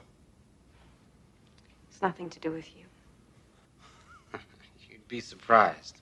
I'm sure you're a very nice man. I'm not ready for anyone right now. Can I tell you something? Sure. This morning, I got this news. It's the kind of news that makes you want to go lie down for a while. I was scared. Then I kind of got comfortable with it. You don't have the slightest idea what I'm talking about, do you? Not really. Look, for a long time I was sick. They said it was my heart, but I think maybe it was my life. Half the time I didn't know what I was doing, and the other half I did, but I'm not sure which I'm more ashamed of. And now I've got another chance. What do you want from me? Just a chance, whenever you're ready. I've kicked open a lot of doors in my time, okay? But I'm willing to wait for this one to open by itself. If it does, I'm gonna be there, I promise.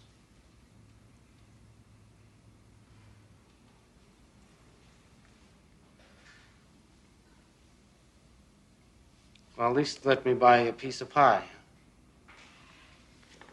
Madam, give me a piece of strawberry pie with peach ice cream, please.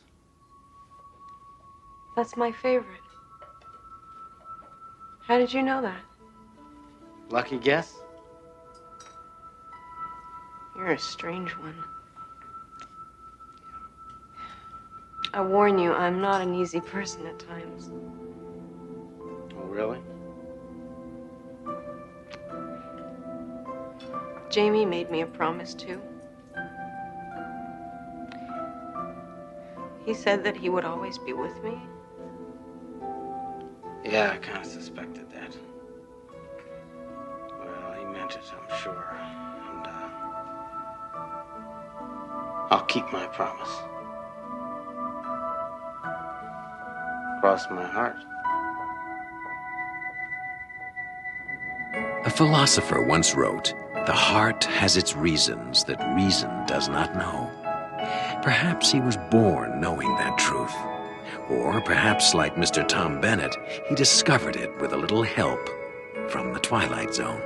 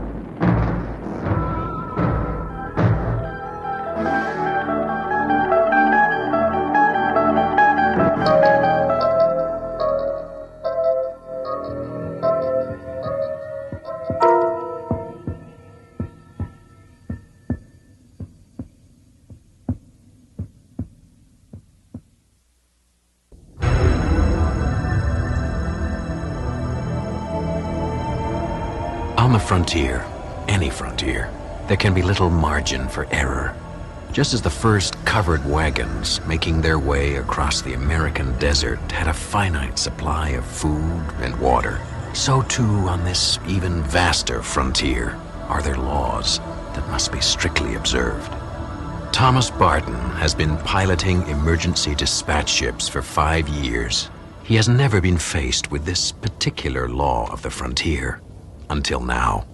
Thomas Barton is about to discover firsthand that there are limits, even here, in the boundless reaches of the Twilight Zone.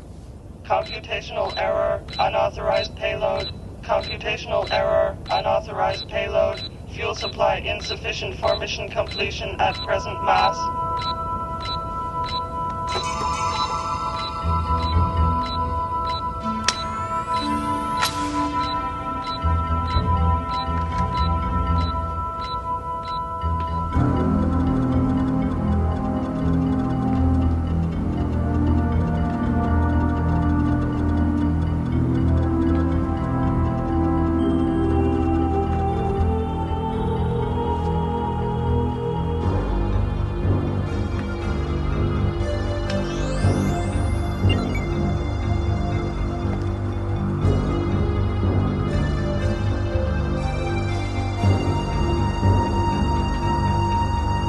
All right, come out of there.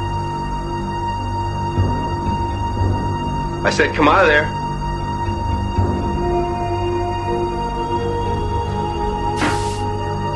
All right, hold it right there. Right there. All right, come out real slow. Come on. Come on. All right. I give up. Look, I know I shouldn't have done this. Who are you? I was going to Mimir for the Linguistics Academy there. And then I heard your EDS was going to Woden, so You see, my brother, Jerry, he works on Woden, on the government survey team there, and it's been 5 years since I've seen him. I haven't seen him since he left Earth. You see, it was just sort of the two of us growing up, and, well, I knew it'd be like a year before I'd see him again. 5 years is a long time, you know. I've missed him. And I know I shouldn't have stowed away, but I didn't want to wait another year. I knew I'd be breaking some sort of regulation. Another look. I'm not a freeloader. I can pay for my own keep once we get to Woden. And I've got a Class B computer license, and my background is in linguistics, so that might be useful. This is nice. What's your name? Marilyn. Marilyn Lee Cross. My brother's Jerry Cross. Do you know? No, I don't. Are we going faster? Yeah, I shut off the engines that were decelerating us as we moved into Woden's star system. I'm trying to save a little fuel for a little while. Why? Stardust, this is EDS 34G11. Barton speaking, priority blue. I need to speak with Commander Delhart immediately. Are you gonna... Priority blue acknowledged, Barton. Patching you in. Are you gonna ask them to come back for me? Don't! Barton, what seems to be the problem? Commander Delhart, we have a stowaway on board. I see. I assume you follow standard procedures. Negative, sir, I have not. Commander Delhart, the situation is a little unusual here. The stowaway isn't a criminal or a smuggler. She's a girl. What? Yes, sir, a teenager. She wants to see her brother in Woden. She didn't even know what she was doing. Oh. Commander Delhart, is there another cruiser in the area? A freighter or another scout ship? No, you're too far out. We're the only ship within 40 light years. What about sending out another EDS? It would never reach you on time. What about a ground-to-space transport from Woden? Anything at all, sir? No, I'm sorry. There's absolutely no possibility of intercept. There's just nobody out there to help. Martin, I'm sorry. I wish to God there was something I could do, but there isn't. You do understand that, don't you? What does he mean? Yes, sir, I understand. I'll get ship's records to Corrigan so we can make the necessary notifications. Delhart out. Are you gonna tell me what he means? The ship is carrying serum for cholera fever. Back to Group 1 on Woden. Their base was hit by a meteor storm. Their supply was wiped out. Do you know what cholera fever is? No. It's like meningitis. It's quicker and more painful. Group 2, where your brother is actually 8,000 miles away across the Western Sea from Group 1, so there's no way they can get back to Group 1 in time to help, which means 35 men are going to die unless the ship with the serum reaches them on schedule. I see, so I'm throwing you off the schedule? EDS, this is ship's records. EDS. This is EDS, I acknowledge. We'll need all the data on the subject's identification disc. One moment, please. I see your identification disc.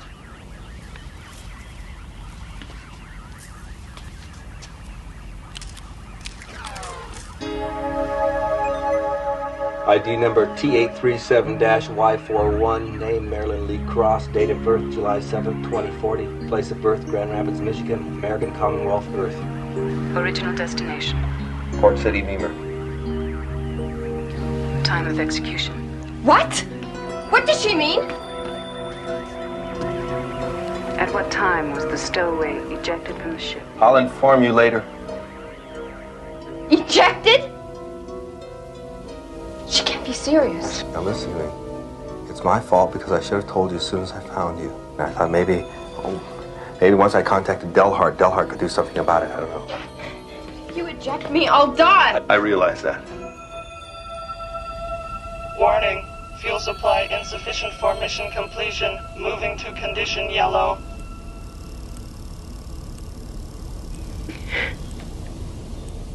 I didn't hurt anybody. I just wanted to see my brother. Nobody wants you to die, and nobody would ever let it be this way if there was anything humanly possible they could do to change it, but there's not. I mean, these emergency dispatch ships are given just exactly enough fuel to get to their destination, maybe a little extra to allow for atmospheric turbulence. And my added weight will cause it to lose its fuel before we reach the ground. Yeah, it'll crash, and you and I will die, and so will 35 people waiting for the serum. What about the Stardust? Can't it come to pick me up? No. God, it's carrying medical supplies and food to the outer colonies. Hundreds of people will die if it doesn't reach its destination on schedule. You talk like this happens every day, you know? Just like you're throwing some excess baggage overboard. You don't think I'm going to have to live with this for the rest of my life? I mean, every night when you come to me in my dreams, don't you think if there was something, anything I could do to help you, I would do it? Entering Woden gravitational vector phase 1. Engine ignition must occur at T minus 85 minutes. Mass must be reduced.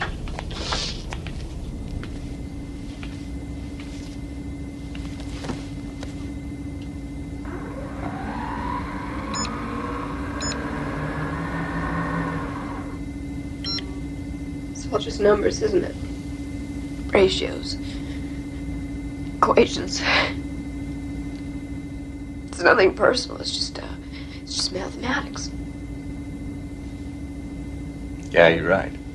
You're absolutely right. It is just mathematics. I mean, H amount of fuel won't power this ship safely to its destination with M plus X amount of mass. It's as simple as that. X. That's me, isn't it? The unwanted factor in a mathematical equation. I can go alone, or I can take 35 others with me. In case you're wondering, the EDS doesn't have any sophisticated landing computers. I mean, you can't pilot the ship by yourself. I know. Thanks for the thought, though.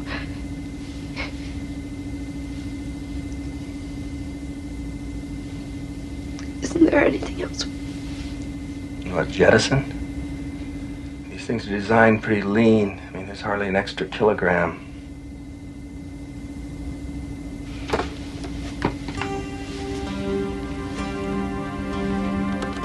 Wait a second. Just wait 1 second. Warning, fuel supply insufficient for mission completion.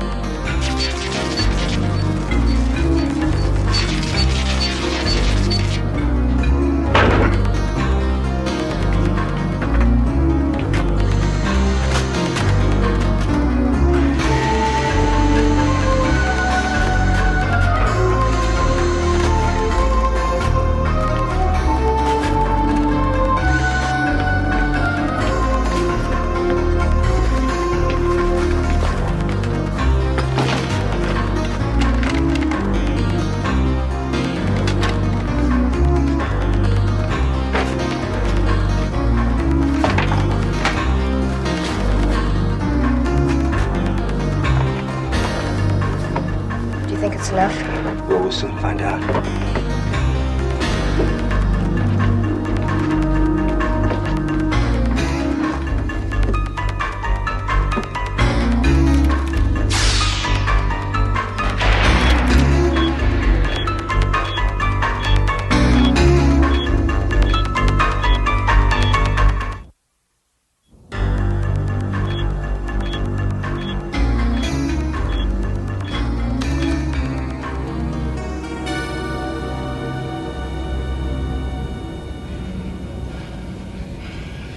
Damn it, that's not even half what we need.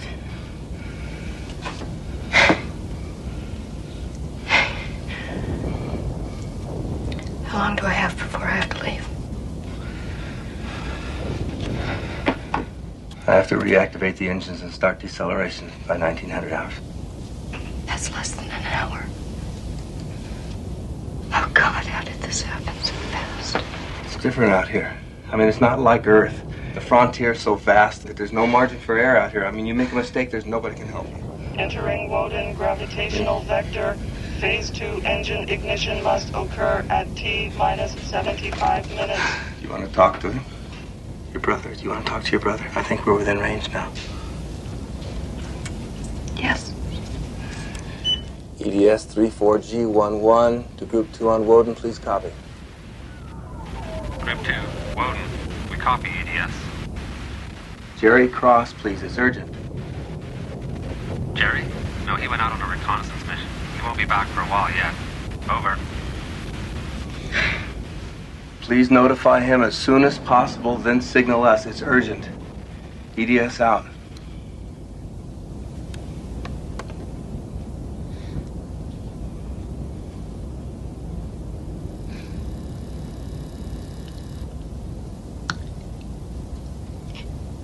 It seems to go faster all the time, doesn't it? I just want to hear his voice. I think when I hear his voice, I won't be so scared. It's cold in here. Is it cold? No, it's, yeah, it's colder than it should be here. Maybe I shouldn't wait, you know, maybe I'm just being selfish.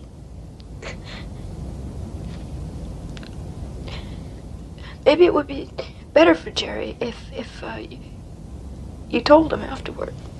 No. No, that's not what he'd want. He'd want you to wait. Is it getting dark where he is?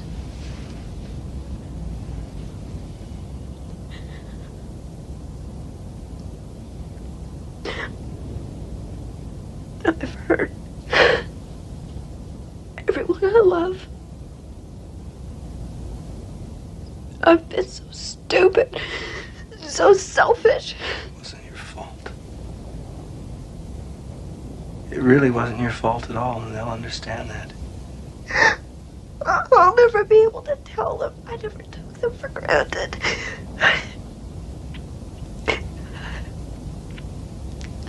And I knew about all those little sacrifices they made. Also, I wouldn't have to do without. God.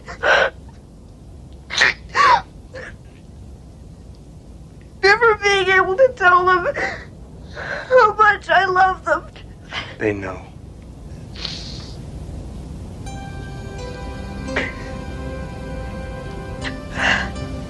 I've read about how people look when they die in space.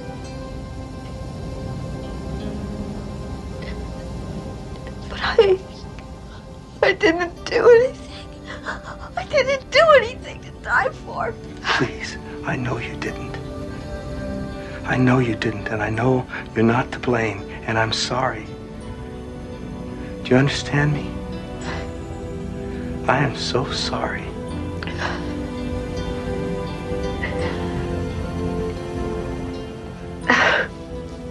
I'll be okay. Signal transmission from G2. Jerry? Incoming. It's Jerry. Just take that.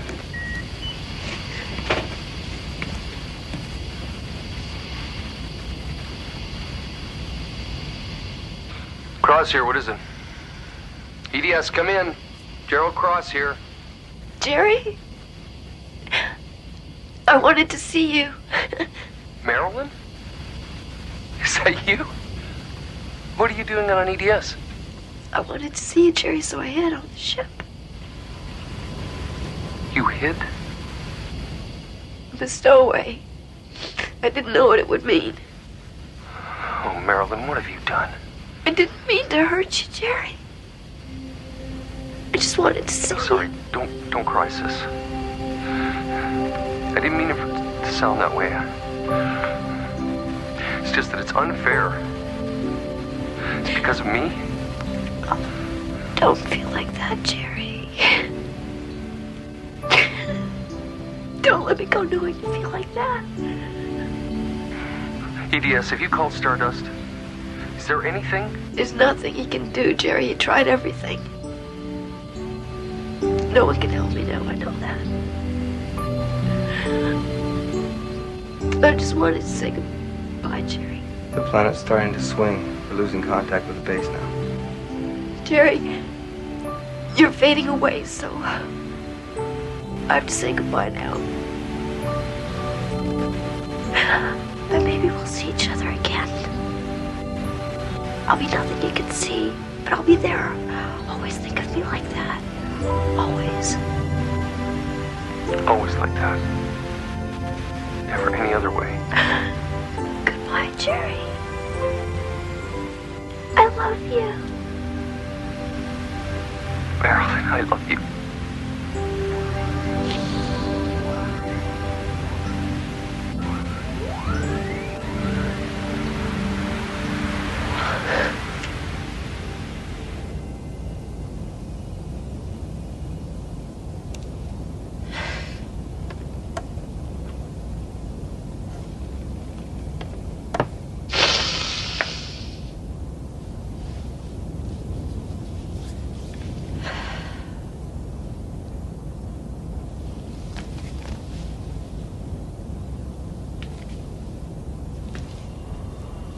Warning, fuel supply insufficient for mission completion at present mass. Condition red.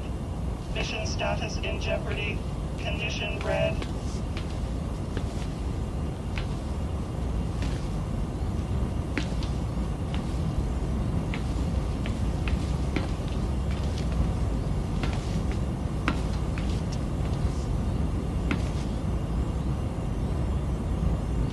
I'm ready.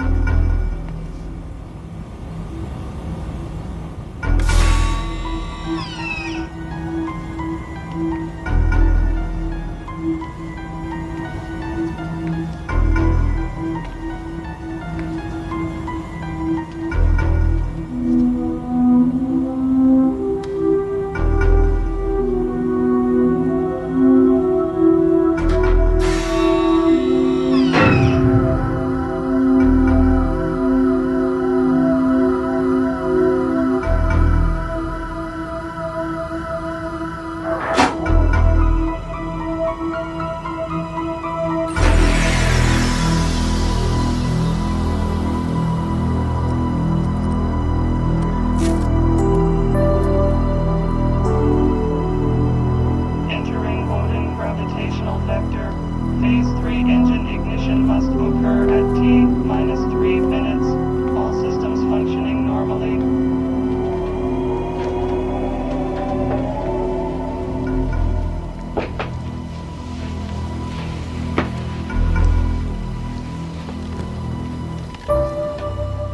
In the darkness, Thomas Barton hurtles towards his destination with the realization that there is room for emotion on the wilder frontiers of the universe. Emotion and the memory of a girl who had not known that sometimes it takes a human life to balance a cold equation in the black geometry of the Twilight Zone.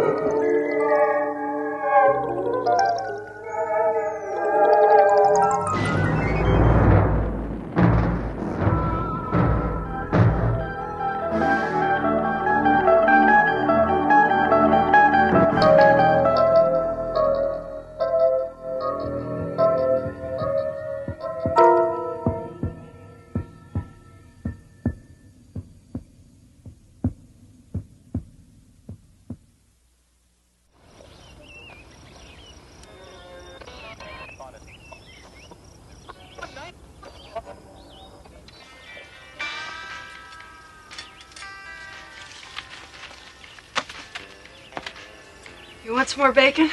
No thanks, Mom.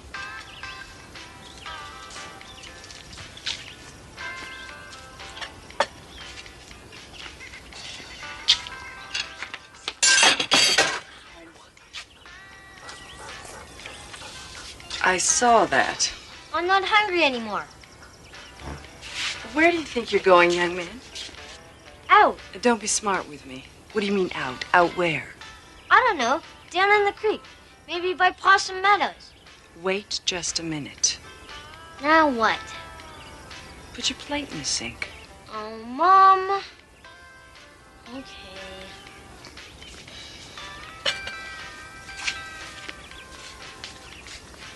Thank you. Can I go out and play now? Is your room clean? Mom. Go on. But be careful.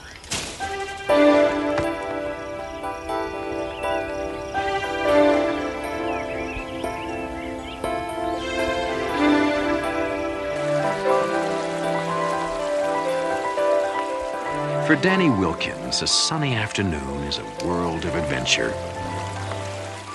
He's a typical boy who likes nothing better than following a trail just to see where it goes. But today, that trail will lead Danny through a private reserve, which lies just inside the borders of the Twilight Zone.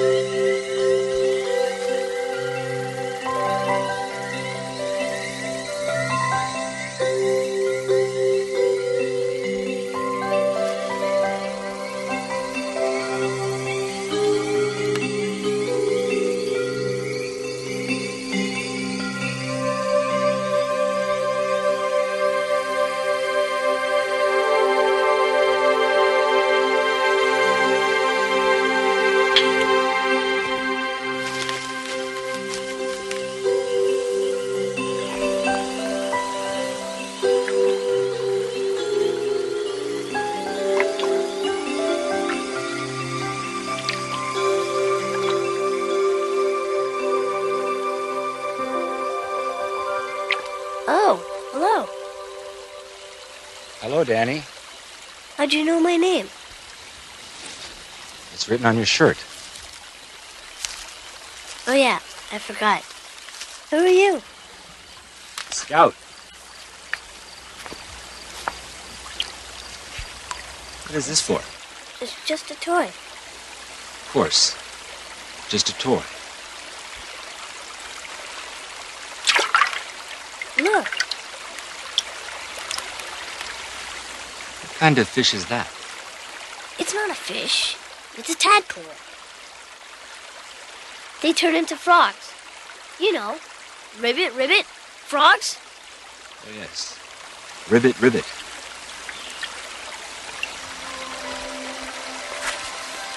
Is the weather usually like this? What do you mean? Does it ever get cold? Sure, in the winter.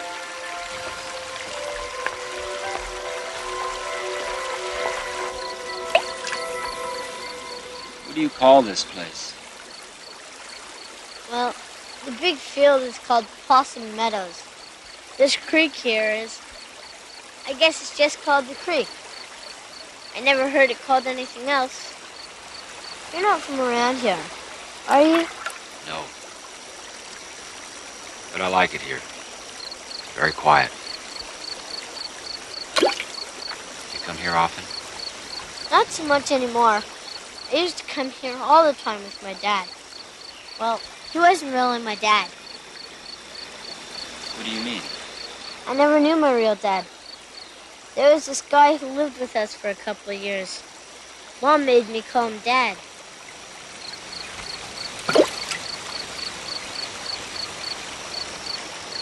Do you miss him? Nah. Mom does, though. She thinks it's my fault he left. What do you think? I don't know. I guess. Well, I better get going. My mom will be worried. Worried? About what? Who knows? Stuff that moms worry about. You know. Thanks for showing me the tadpole. Sure like to see one when it turns into a rubbit. That's ribbit. Oh, yes, of course. I won't forget. Goodbye, Danny. Hey, I've got an idea. What do you mean you've been talking to some strange man in the woods? But, Mom... How many times have I told you not to talk to strangers? Scout isn't a stranger. He's my friend. Don't give me that. You just met him. Where does he come from? He didn't say exactly. Then who is he? And what kind of name is Scout anyway? What kind of name is Danny? Don't you smart-mouth me, young man. I'm sorry, Mom. But he's a really nice guy. You'd like him. Well, we'll never know, will we? What do you mean? I want you to stay away from him, Danny, and any other strangers you come across. Mom, it's kind of too late. What do you mean? I invited him to dinner.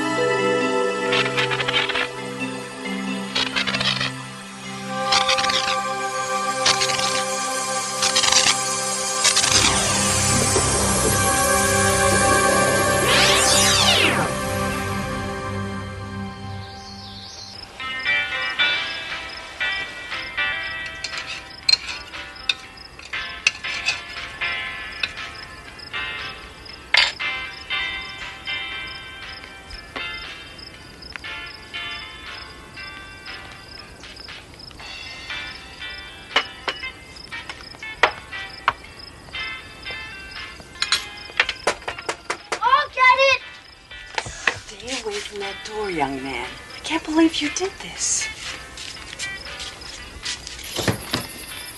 Hello, Mr. Scout. There seems to have been a misunderstanding. My son is rather young, and he doesn't understand that you just don't go around inviting total strangers. Excuse me, Mrs. Wilkins. You have every right to be concerned about who your son spends his time with. Believe me, I never meant to meet any trouble. Please understand. I understand. I'll just be on my way. Sorry for the inconvenience. Wait. Maybe I was a little hasty. But you know how dangerous it is. There are only the two of us out here. Well, you understand. Well, I guess I have enough chicken for 3. Come on in. Yay!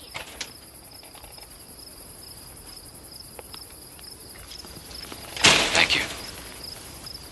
Hello, Danny. Biff, quiet.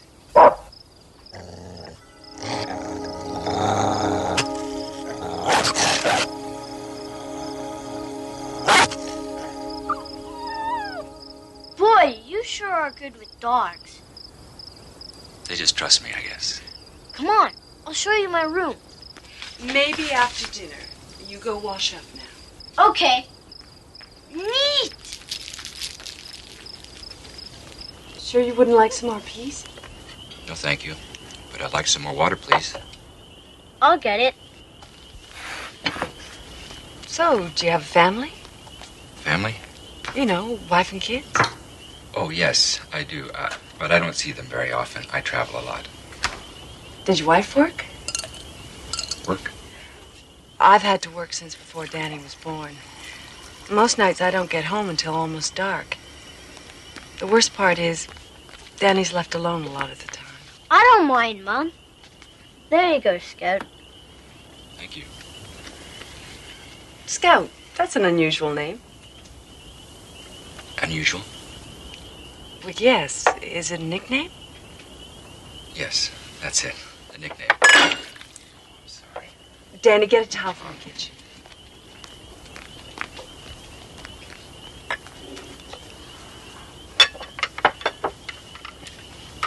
This is a very interesting area. Yes, it is. What brings you here? Business. What sort of business? I work for a large industrial firm looking for a place to locate. Oh, really? Which one? It's confidential. I'm really not at liberty to say. It raises people's expectations. You understand? I bet it's a really big company, right, Scout? Right. Are you staying in town? No, I have a motor home out near Possum Meadows. Oh, yes, I know the place. Hey, I've been everywhere around here. I bet I can help you a lot. Mom, can I go with Scout tomorrow and help him find places for his business? We'll talk later, honey. But, Mom... You should listen to your mom, Danny.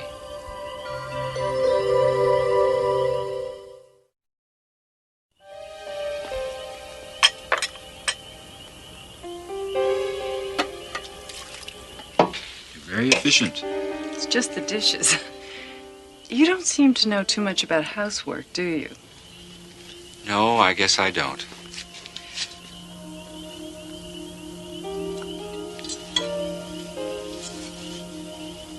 It goes up there.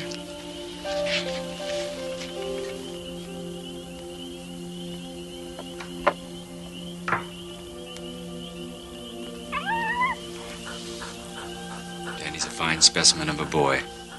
You must be very proud of him. Yeah, I guess. It isn't easy bringing up a kid on your own.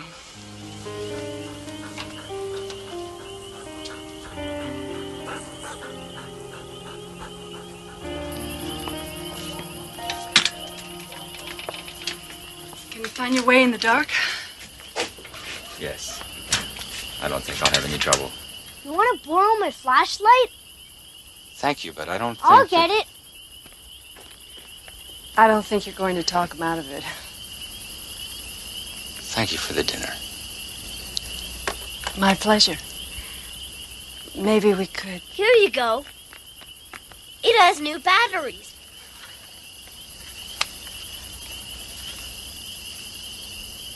Thank you. Good night. Good night. Good night. You get into bed, young man. It's late. Okay, Mom. I want you to come straight home from school tomorrow. Mom, I thought you said I could help Scout. I said we'd talk about it, and we just did. You're to come straight home tomorrow. But, Mom... No buts, and stay here. I want you to have your homework finished by the time I get home. Okay. Danny? Good night, Mom. Good night, son.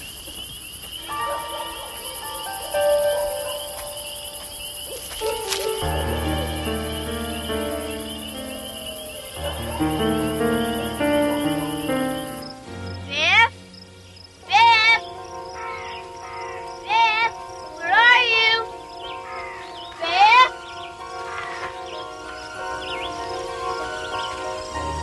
Hello, Danny.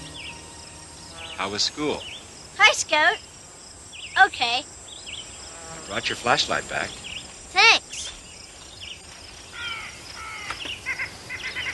Are you ready to show me around? I don't know. My mom said I should stay home after school. Oh. I talked to your mom, and she said it would be all right. You did? Yes. She's over at my house right now. With Biff. What's she doing there? We're all going to have dinner together tonight. We are? Yes. Now, come on. She doesn't want us to be late. Sounds pretty weird to me. I thought we were friends, Danny. Don't you trust me? Well... okay.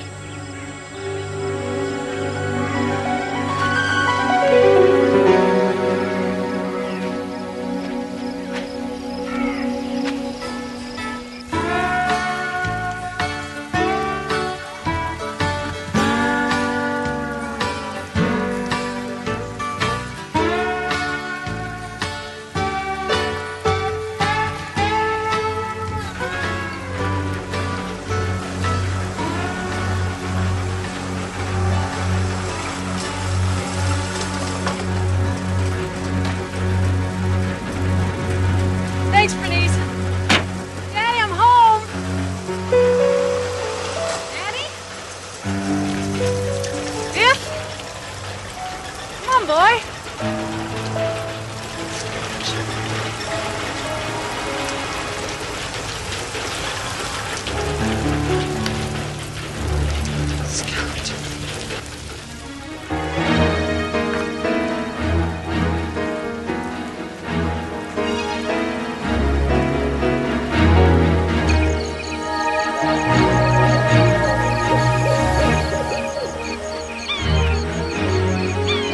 What are you doing? What have you done? I found it there. Must be dead.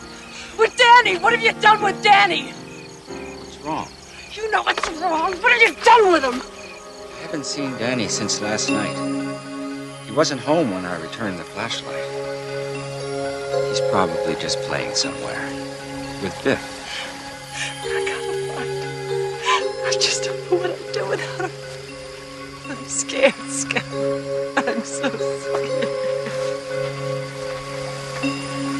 It's not easy raising a kid alone. Is it, Laura? I'll help you find him. You look down the stream bed. I'll look in the woods.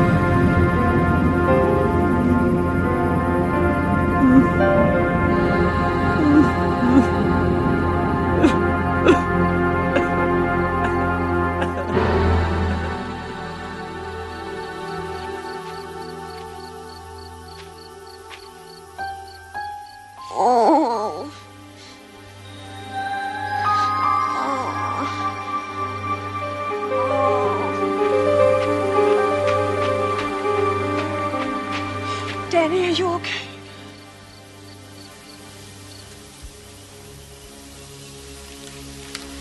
Just cold, Mom. Oh, God, I thought I'd lost you. Danny Wilkins, beneficiary of an act of kindness offered by a stranger. A stranger who's been reminded of a truth, the power of which cuts across races, cultures, and even species. The love between parent and child. It's a truth that can change minds and actions, even in a place known as the Twilight Zone.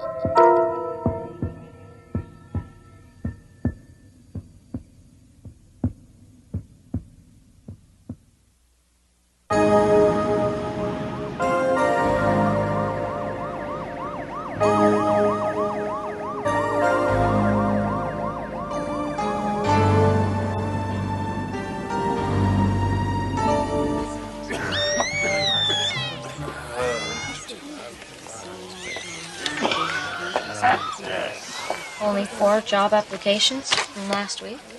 We require more than that, Mr. Cranston. I know that. I know. I thought I was sick. Did you get any response from any of them? No. Are you sure you filled out the application properly? Yes, I'm sure. Mm-hmm. Maybe if you borrowed a nicer coat. Coat? No, it's not the clothes, it's the time. The longer I'm out of work, the harder it is to find someone to hire me. Perhaps you don't understand the purpose of this interview, Mr. Cranston. You know, this shelter has just lost its mortgage, and I have to determine people's eligibility so that I can transfer them. Ma'am, do not... Ma'am, don't you think I'm serious about trying to find work? Do you think I enjoy being broke and living here in this shelter with my family? I work with my hands. I build. I cannot build unless someone hires me. Do you understand? I think we've talked enough. I have other people to interview. Thank you, Mr. Cranston.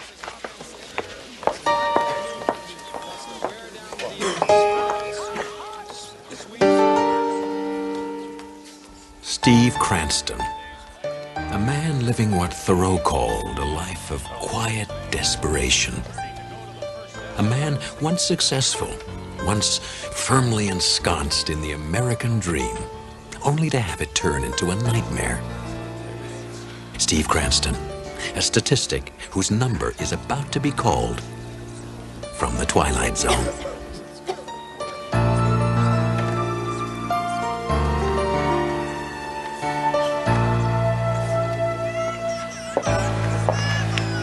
It's okay, Steve. Something's got to break for us. No, maybe it is my fault. Oh, you know better than that. You'll find a job soon. Soon is not going to cut it, Elaine. If I don't find something, we're going to be out in the street. You know they're closing this place down. What about that job program they're starting over in Carsdale? I told you the job program has been put off for a month. You know how many positions are open? 20. You know how many applications there are? Over 200. Now you tell me what our chances are. What are we gonna do? I don't know. I don't know.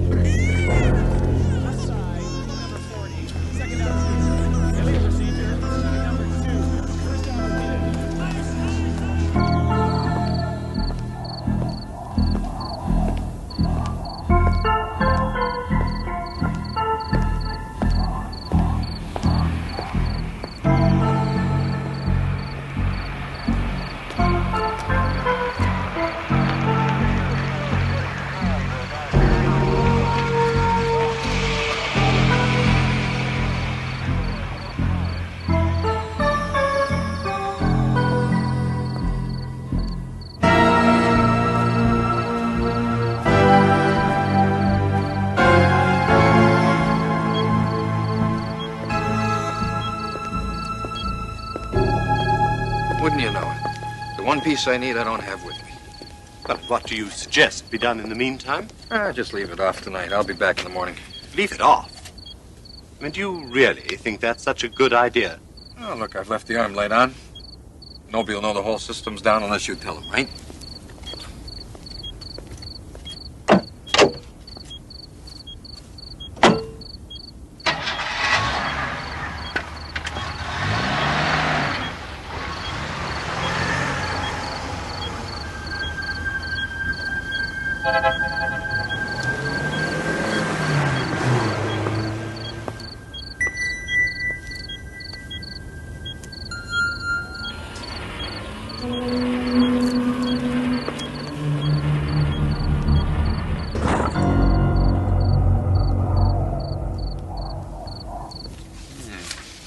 Very nice. Very nice indeed. You'll notice the growth in the fourth quarter profits in... Yeah, I can see that. But I still want the audit pushed through. If there's any way we can cut back on expenses, salary, budget, personnel, do it. I have to tell you that there's going to be some opposition. They say they're down to the bone as it is. No. They're not down to the bone. You know how you can tell? They always start to yell when you've hit nerve, not bone. By the time you get to the bone, they've stopped complaining because they know they could be next. I'll do what I can. You do that.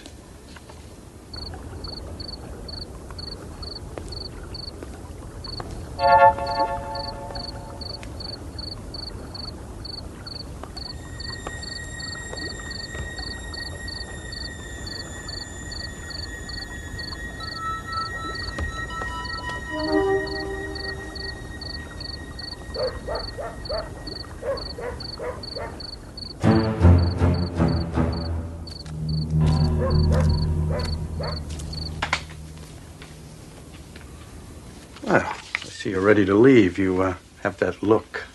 It is nearly 10 o'clock. So it is. I'll stop by tomorrow with the potential tax shelters that we discussed, and I urge you to move as quickly as possible to avoid the year-end rush. If it's tomorrow, it's going to have to be in the evening. I'd say around 8:30. 8:30. Something? Nothing. 8:30. Good night.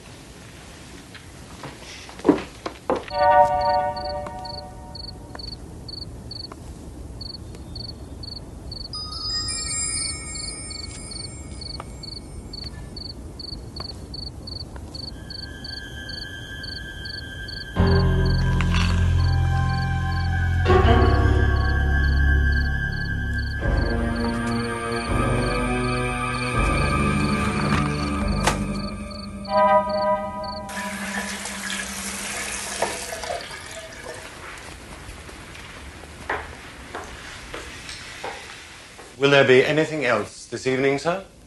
No, I don't think so. I'll do a little reading before I go to bed. Very good, sir.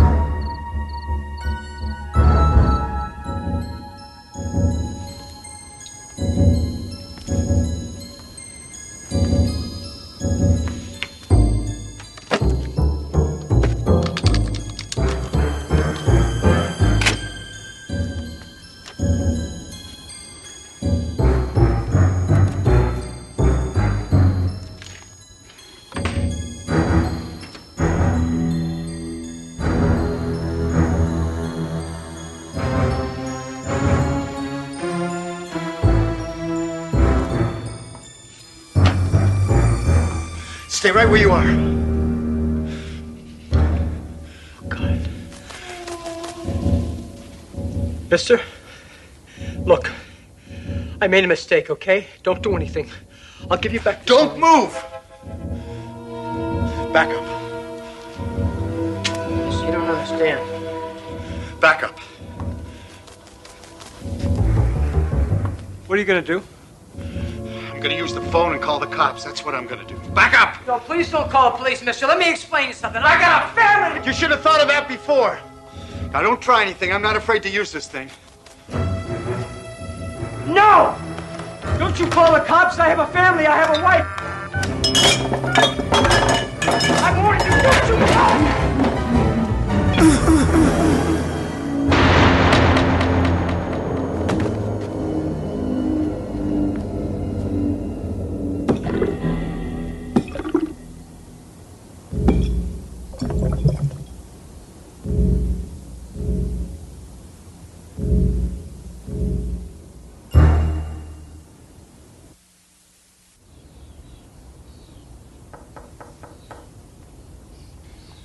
Good morning, sir.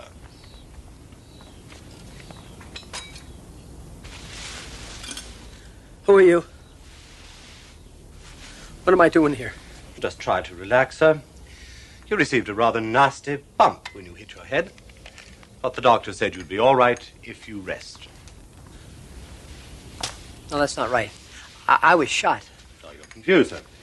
You shot the other man, but the police took him away. What other man? What are you talking about? Mr. Perry, the doctor was most emphatic about your staying in bed.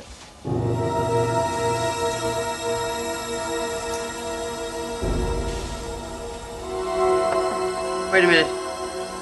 There's a picture here of Lana Taylor, the movie star, and I'm in it. What am I doing in this? Oh, well, as I recall, sir, you and she are romantically involved, I believe. No, wait. Who do you think I am? Frederick Perry, sir. No. No, that's wrong. That's totally wrong. Perhaps I'd better speak to the doctor again, sir.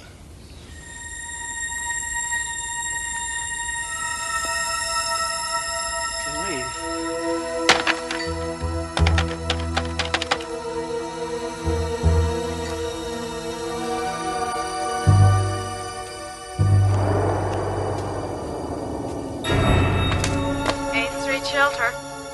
Yes, good morning. Is Elaine Cranston there, please? I'm sorry, she's not here. No, I have to speak to her. It's urgent. I'm her... She's at Mercy Hospital. Seems her husband got shot last night.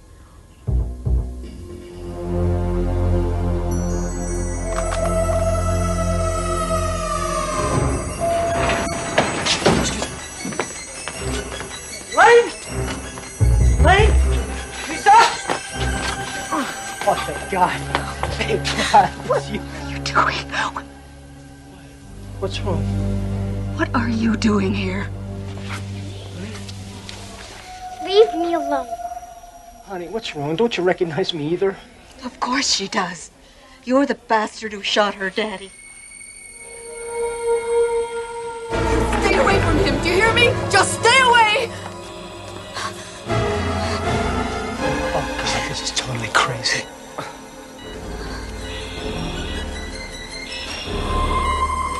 Just because he robbed you was no reason to try and kill him. No, you don't understand. He tried to kill me. He was desperate. We have no money, no place to go after tomorrow. You don't understand. Look, I got all the money we need, babe. I don't know how this... You may not... You can't buy your way out of this, Mr. Perry. Now get out of here. Now get out. Get out of here before I call the police. No, I'll drop the... he'll drop the charges. You don't understand. He's not really...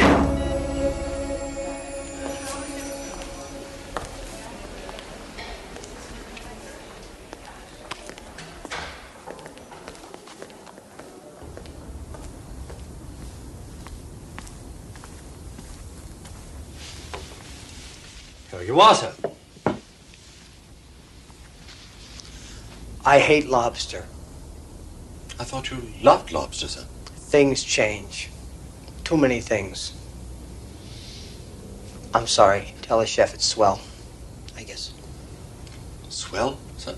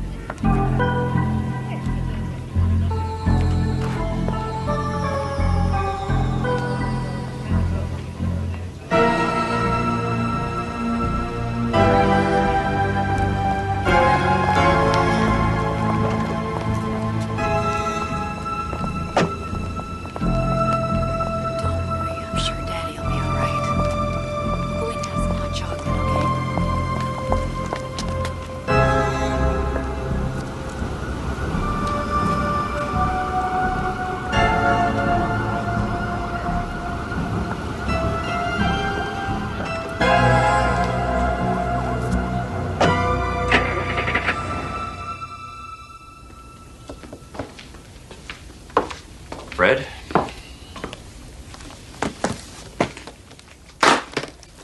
What are you doing here? I'm here as you requested. Have some background material on the matters we discussed. And I need a couple of signatures just to get the process going here. Could I see just for a minute?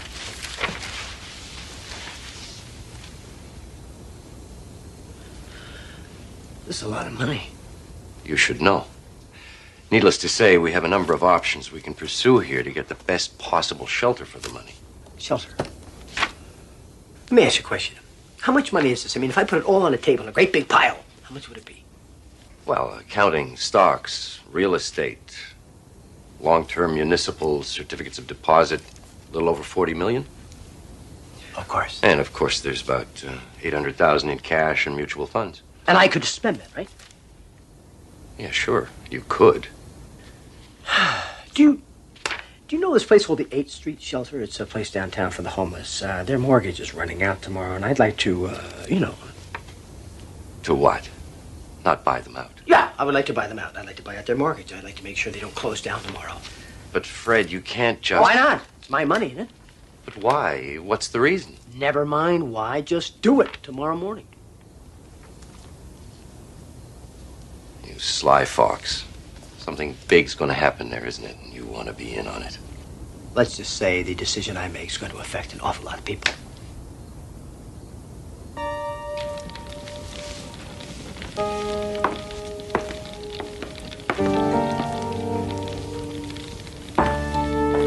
Would there be anything else this evening, Mr. Perry? No, thank you, Lawrence. Good night, then, sir. Good night.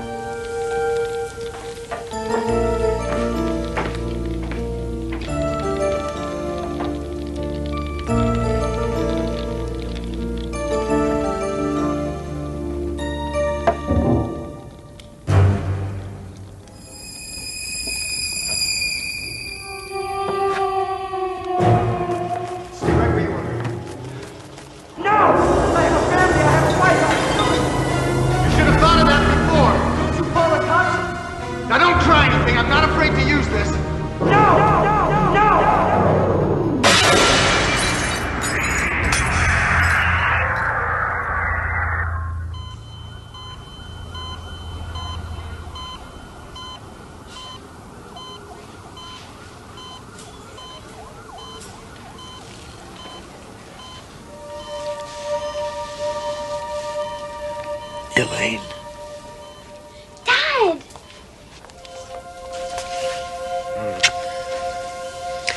Steve. Thank God.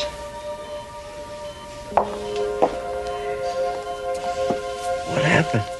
What am I doing back here? You were shot breaking into the house. Don't worry, sweetheart. The man you tried to rob dropped the charges. You take it easy. As soon as the doctor says you're better, we can go back to the shelter. The shelter? Isn't the shelter shut down? No. City applauds. Benefactor. Listen to this. Spokesman for financier Frederick Perry announced plans today to buy out the mortgage on the 8th Street shelter. Perry, when reached for comment, simply said that it was the right thing to do. But it wasn't him. It was me. Maybe in a way it was. Maybe Perry saw what desperation could do to somebody and thought it was time he did something about it. Best of all, honey, I talked to the director of the shelter, and he said there's enough money now for some real work to be done, and he wants to hire you.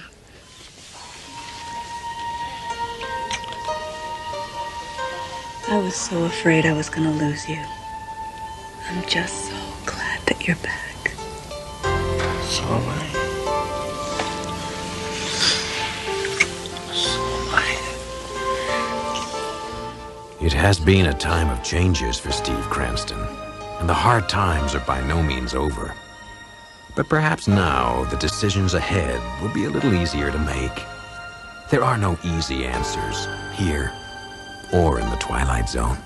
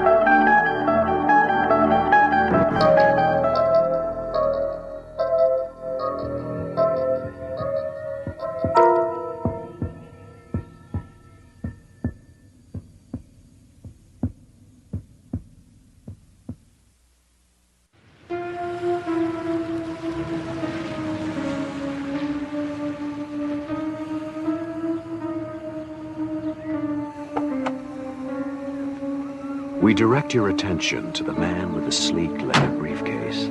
His name, Dr. Mallory Craig. Thanks, bud. Occupation, psychologist, newly employed by the Crestridge Sanitarium. For the last 2 weeks, he has been visualizing his first day, looking forward to it with eager anticipation. But there's a terror behind those cold institutional walls that nothing in his education has prepared him for.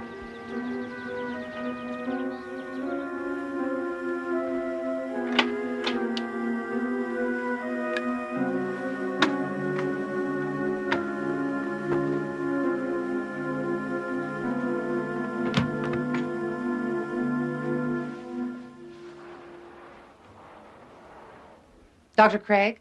Yes. Rebecca Robb. Everyone calls me Becky. I'm the catch-all head nurse, good cop, bad cop, advisor on policy, and tracker down of missing paychecks. Glad to have you aboard. Thank you. Glad to be here. This place has got a fine reputation. I only hope I can live up to it. I'll get you the files on your clients. You'll be taking over Dr. Parnett's group, about 6 or 7 people. I think you'll find them all quite fascinating. Thank you, Becky.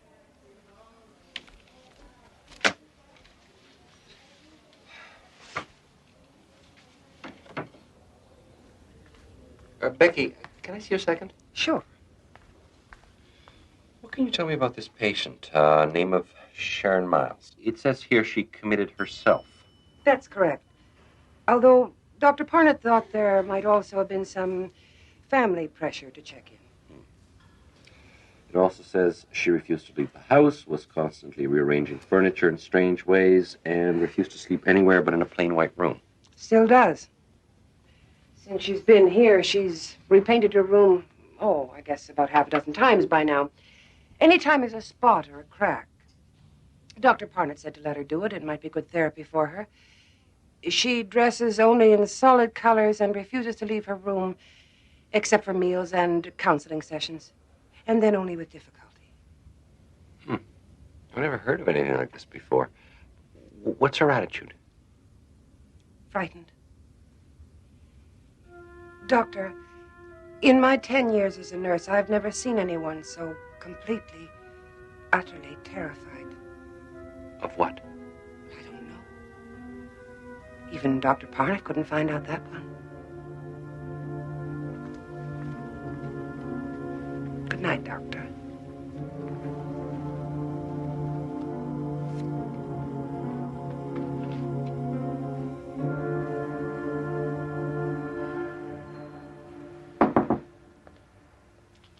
Hi. I know it's a little bit after office hours, but I thought I'd pop by and say hello, if you don't mind.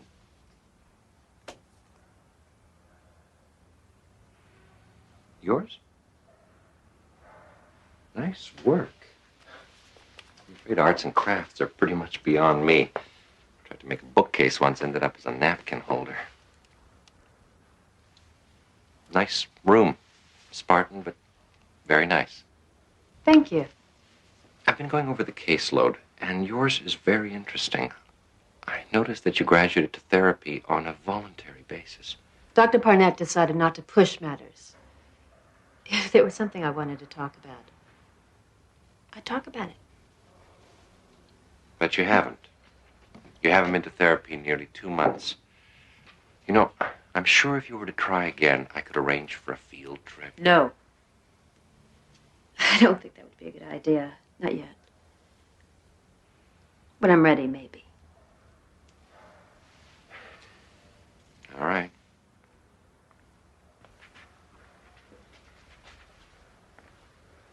But if you should ever feel like talking, I think you know where to find me. Good evening.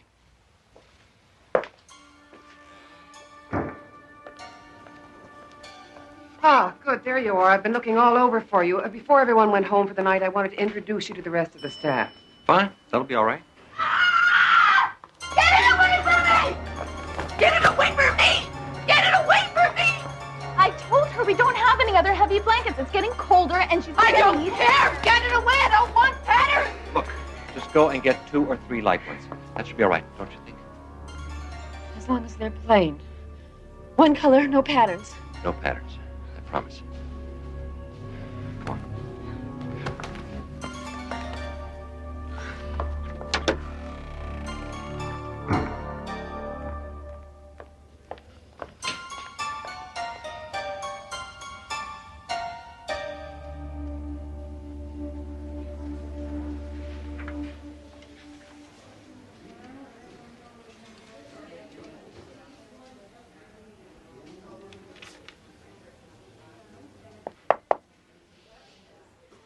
Guess I didn't make a very good impression last night. I want to thank you for what you did. Staff gets a little impatient with me at times. All forgotten.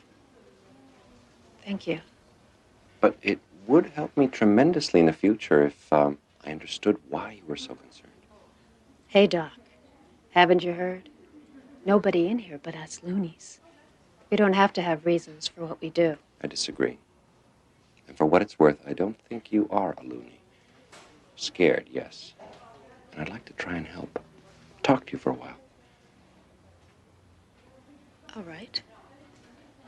If you just move that for the time being.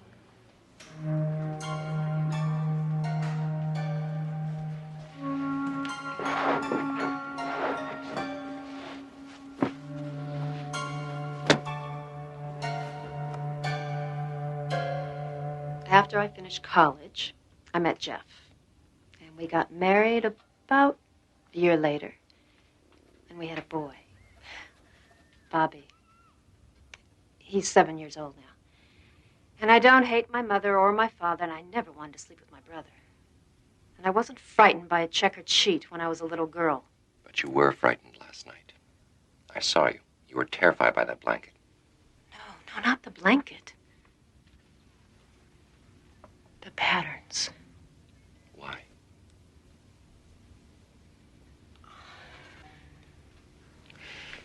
Don't you want to leave this place? I can't imagine you'd want to stay. Then why don't you tell me? You wouldn't believe me if I told you. Try me.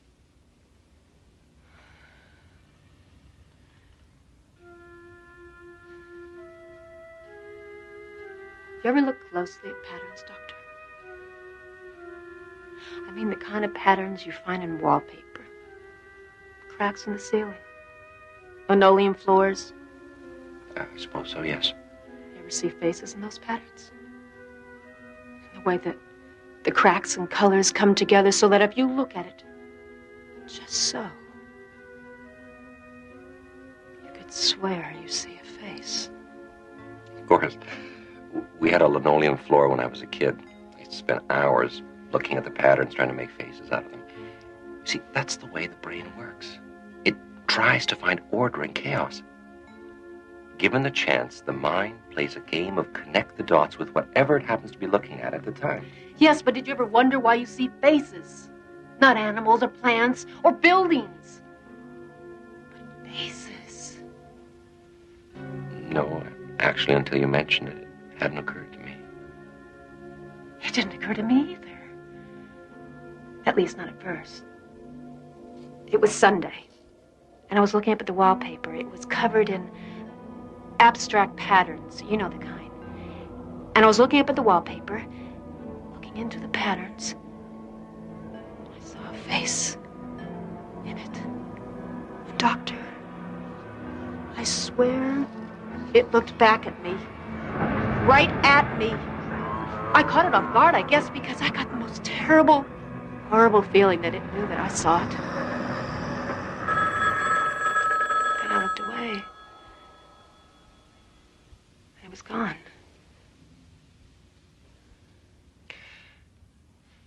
Perhaps you only thought the face was looking at you. No! No!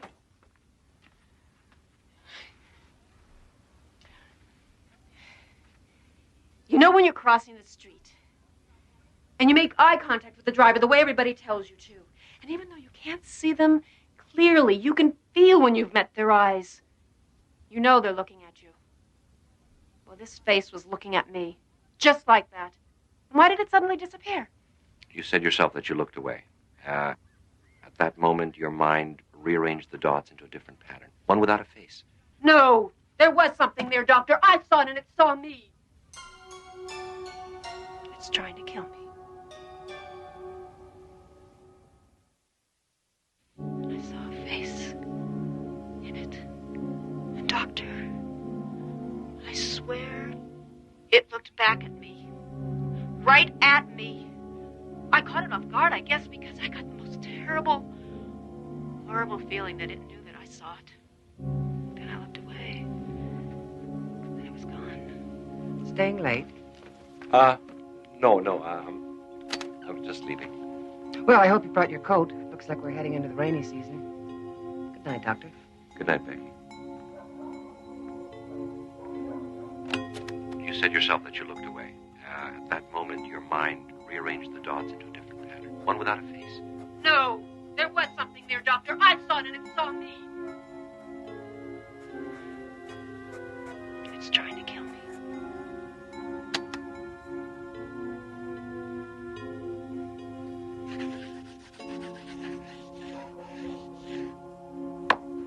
After I saw the first face, I started seeing more of them. They were watching me, peering out of the patterns of carpet, ceilings, wallpaper. I tried to paint over them, but they kept coming through. Faces in the pile of leaves next door. Faces in tree trunks, brick walls.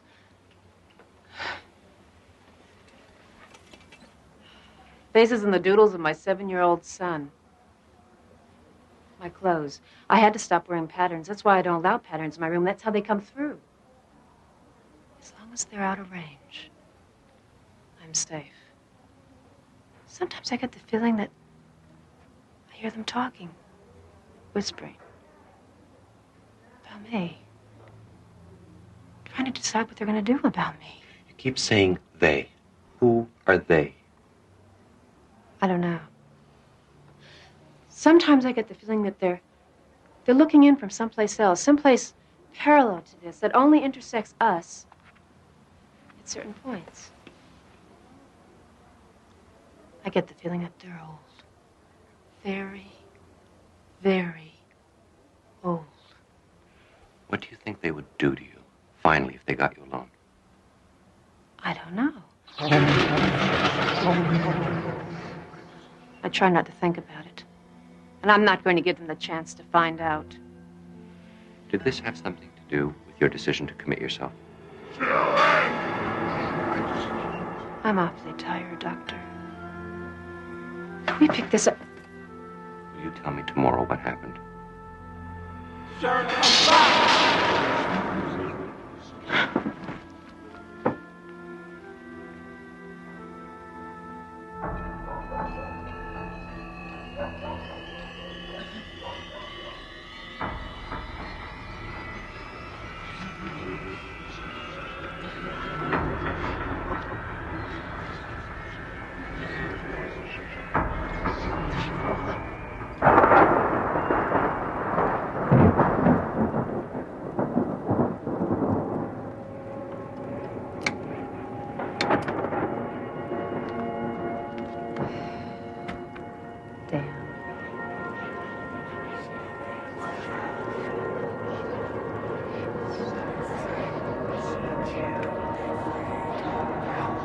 Don't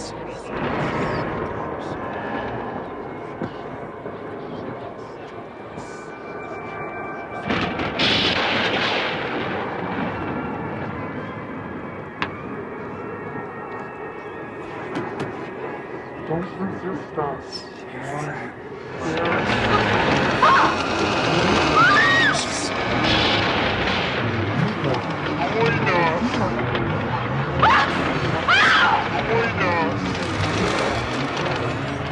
Come in. Come with us. Come with us. Come with us.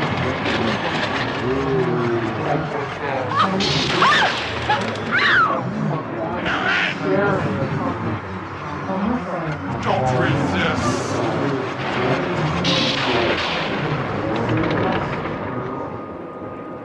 Bobby!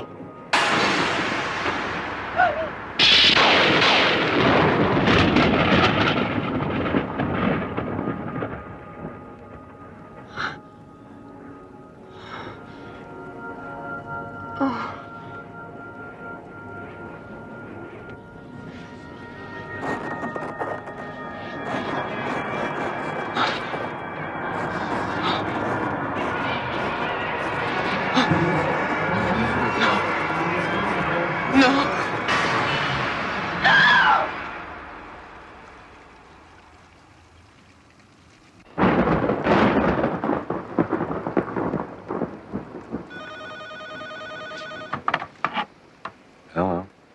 It's me, Sharon. I've changed my mind.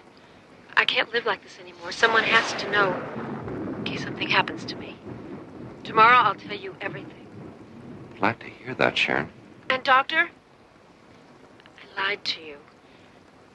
I think I know what they are and what they're trying to do to me. I can't trust them not to. Doctor, please, if anything happens to me, promise me you'll protect them. Jeff and my son, promise me? Well, I promise.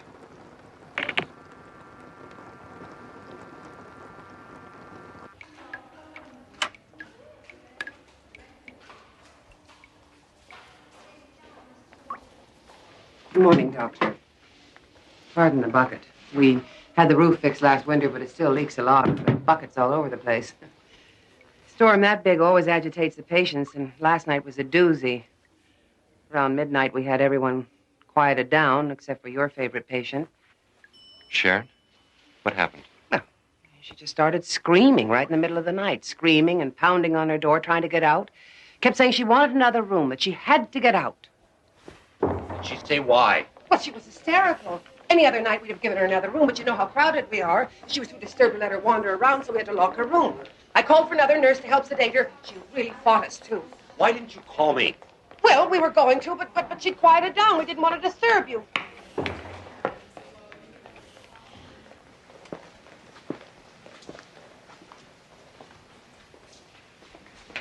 Good morning, Doctor. I hear you give our nurses quite a night. Well, I was being silly, and I realize that now. Storms frighten me. Actually, thanks to you, I realize I've been silly about a lot of things. Such as? Such as being here, committing myself, abandoning my son and husband just because of some perfectly irrational fears. It's wrong. And I can see that now. I guess all I really needed was someone to talk to. I fear you give me way too much credit.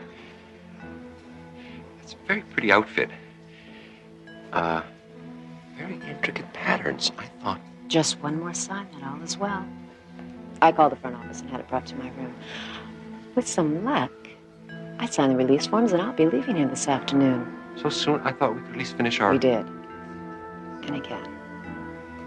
Thank you.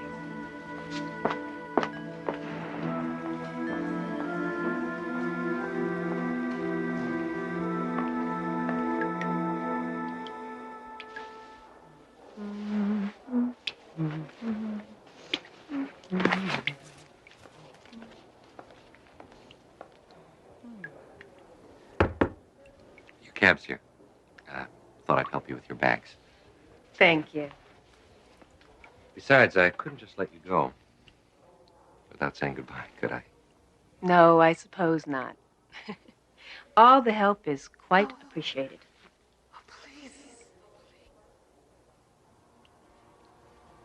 Did you hear something? No. Must have been the wind.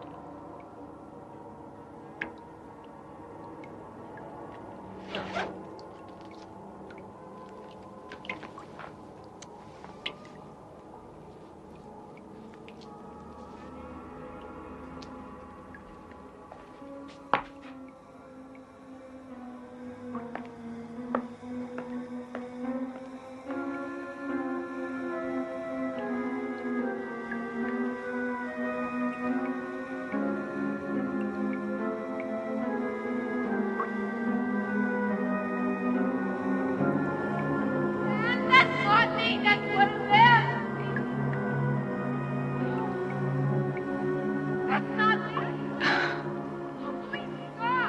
Next time you're alone, look quickly at the wallpaper and the ceiling and the cracks on the sidewalk.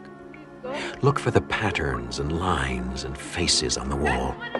Look, if you can, for Sharon Miles, visible only out of the corner of your eye, or in the Twilight Zone.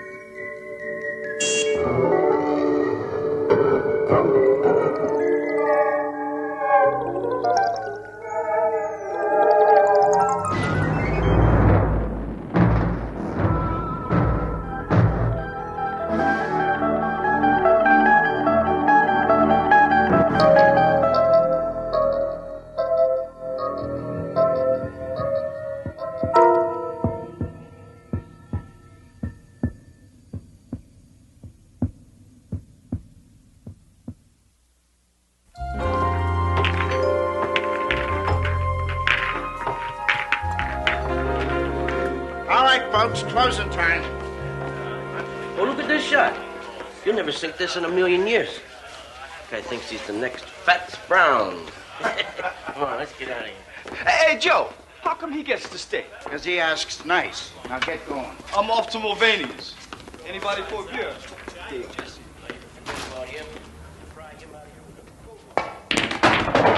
Do you see what I mean? You see what I mean? An impossible shot, but I made it. The right stuff, the right draw, perfect position. And what do I get? Fats Brown, Fats Brown. Well, I'm sick of it, Fats Brown. I'm the best pool cue on Randolph Street. Me, Jesse Cardiff, and everybody knows it. Fats was good. So he was good. But he's dead. Do you hear me? He's dead. He's been dead for 15 years, but every time I turn around, I hear about him. That was pretty good, Jesse, but Fats was better. Fats was the best, Jesse. Fats Brown is dead. If he was alive in this room, I could beat him. You'd see, I'd give anything to play him one game.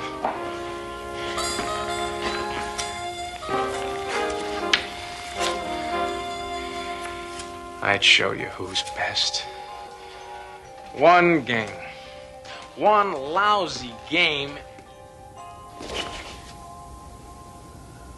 At your service. Jesse Cardiff, pool shark, the best on Randolph Street, who will soon learn that trying to be the best at anything carries its own special risk, in or out of the Twilight Zone. You called?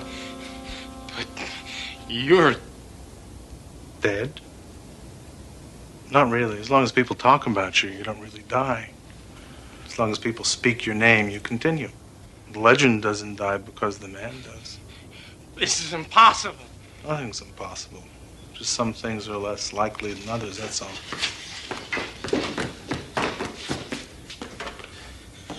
This isn't a rib.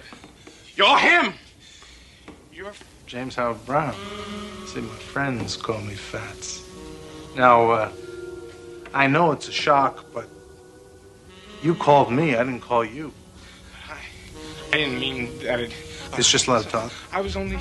You like to play with fire, but you don't like to cook. Is that it? You know that you're not as good as you claim to be.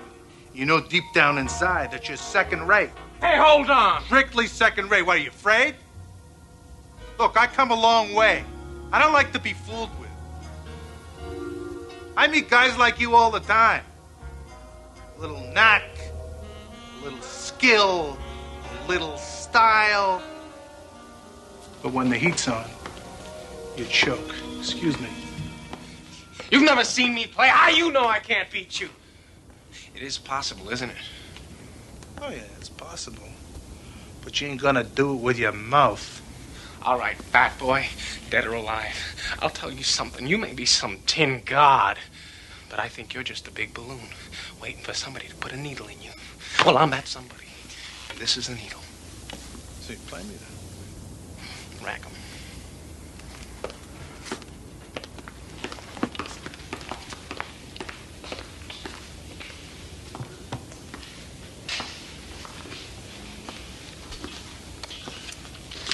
Steaks? Steaks? Yeah, there's something to make the game a little more interesting.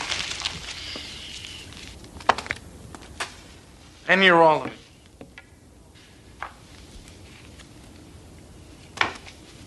Hey.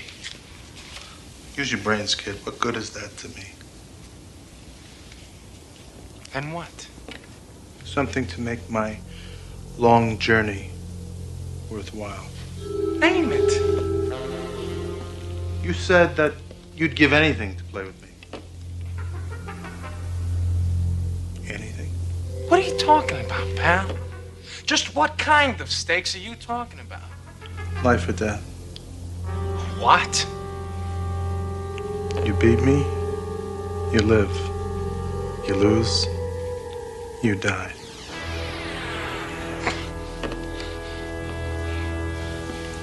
It's interesting.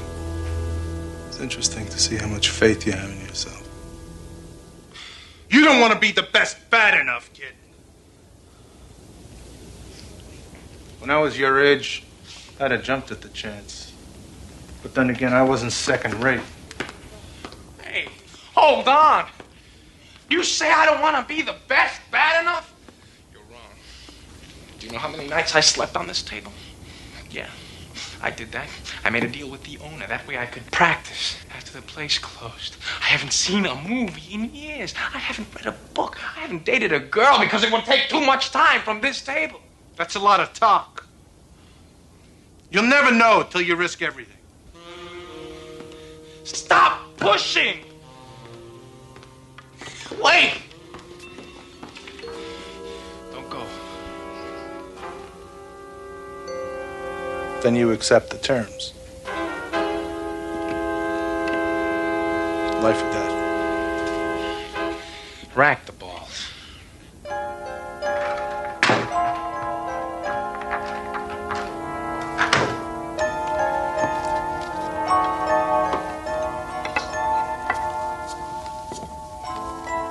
I had this specially made for me in St. Louis. Rock maple, ebony. Cost me $600.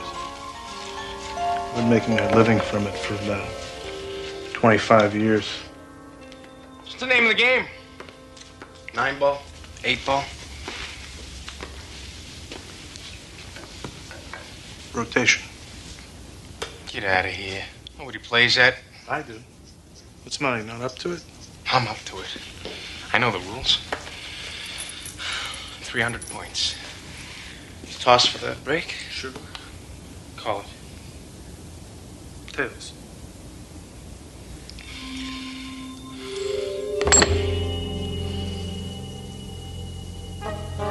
Change your mind? You can, you know. It's my break.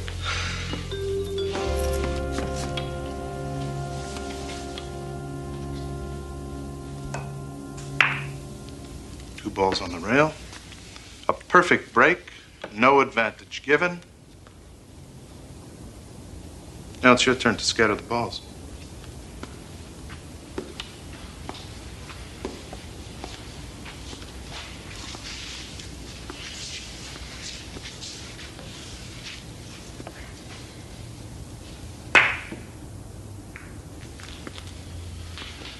Do something with that.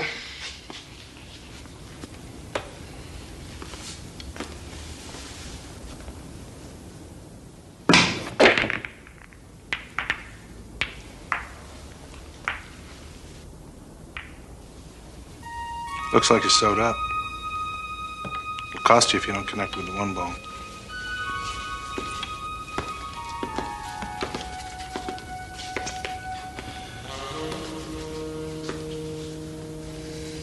Bank.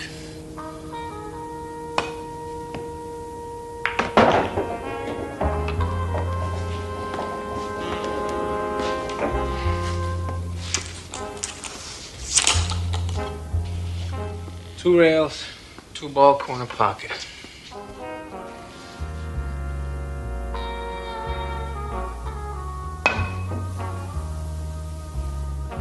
Did you see that, fat boy? Funny. No man can rise to the occasion when his life is at stake. Two ball, 2 points. Not bad. It was great! You're like all the others. You keep trying to bring me down. When I was a kid, there were plenty of guys like you. Guys that were good at things. Like music, basketball, arithmetic. They'd do everything they could to make me feel this high. But you fooled them, didn't you? Right. I knew that somewhere there was something I could be good at. I had the eye for it.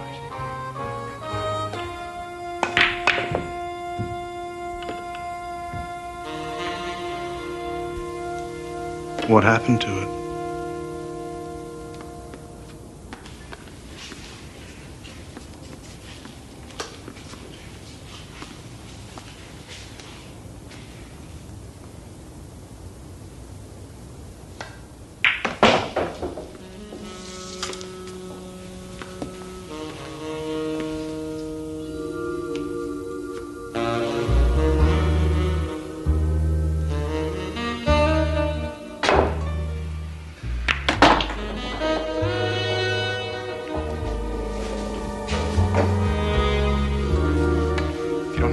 Ball, you scratch. And that'll cost you points.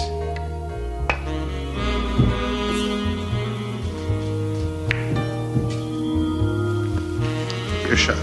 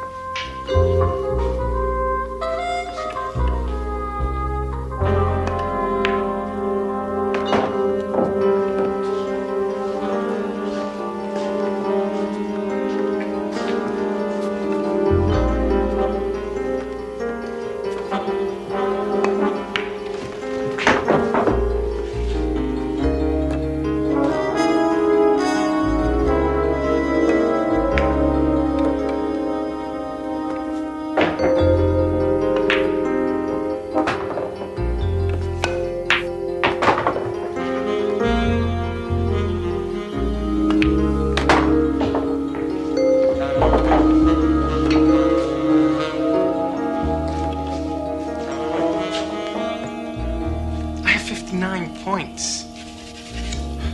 You have 7. Game's young yet, my friend. Very young. Shoot.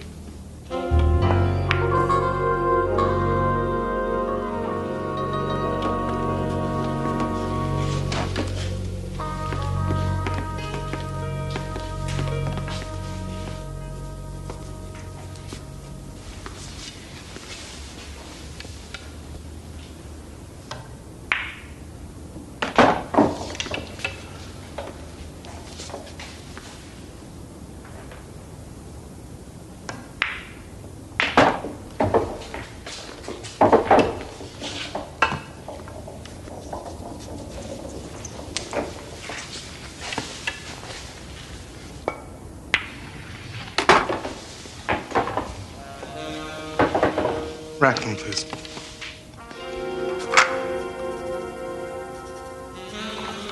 $15 ball in that pocket, and a perfect break at the same time.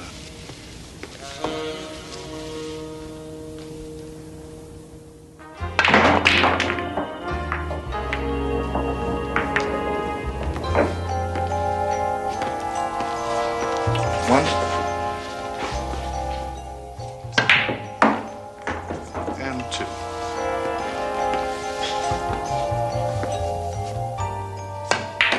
Three. Four.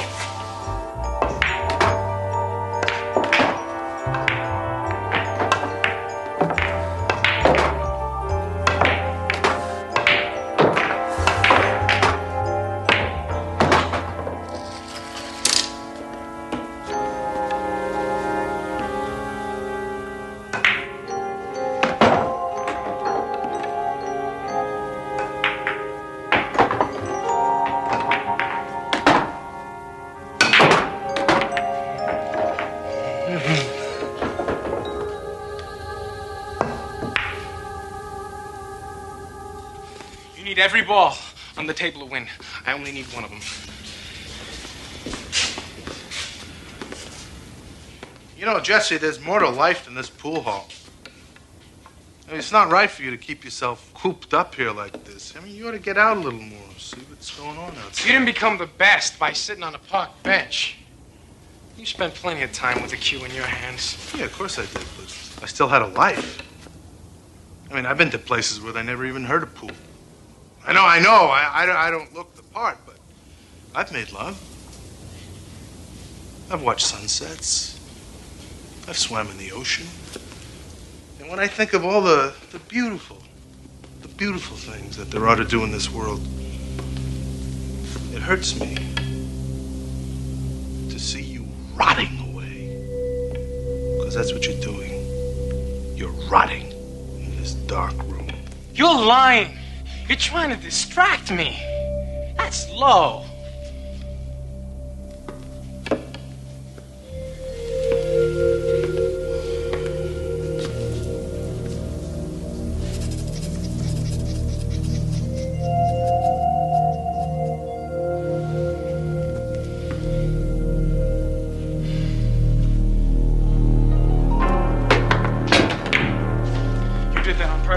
You made me miss! A little gamesmanship, a little pressure, and you come apart.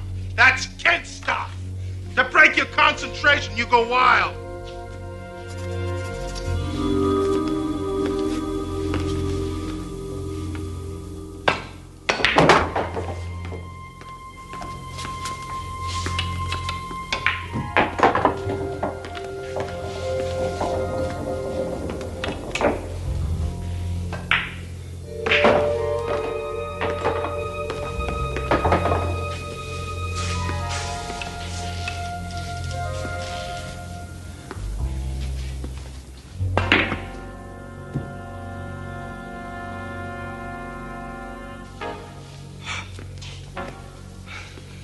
That's it.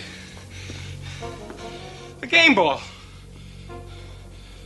All my life, I've waited for this moment. Sink it, and I beat you. I become the greatest. If you sink it. You're sweating. Why are you nervous? For reasons you probably wouldn't understand. Oh, I understand. It means a lot, doesn't it? Even to a dead man. To have your name up there as the unbeatable champion of all time. Well, it carries a certain satisfaction, yes. I'll give you a shot at my crown, Jesse. But only if you're willing to stake your life on the game. Couldn't be just a friendly game, could it? Well, I take him as I get him. It's not just a friendly game to you. It's a life or death thing. So I acted accordingly. You see, the champions and the legends serve a purpose. They're an incentive. They're a challenge. I don't need no challenge. Everybody needs a challenge. The great musicians, they're better. They're better because of Bach. They're better because of Beethoven, Mozart. See, I'm just a pool player. But I'm the best. You were the best.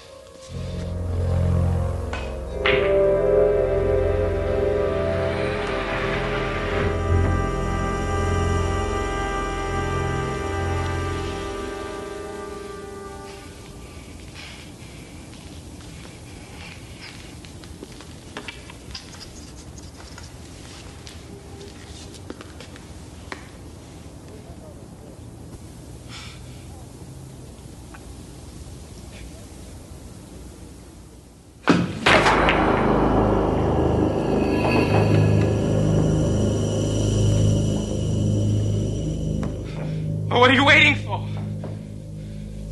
Get it over with. You said life or death.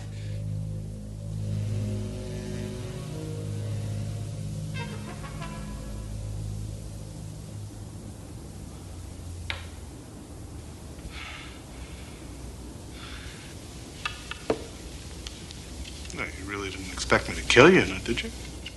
You said if I'd won, I'd live. If I'd lost, I'd die. And you will.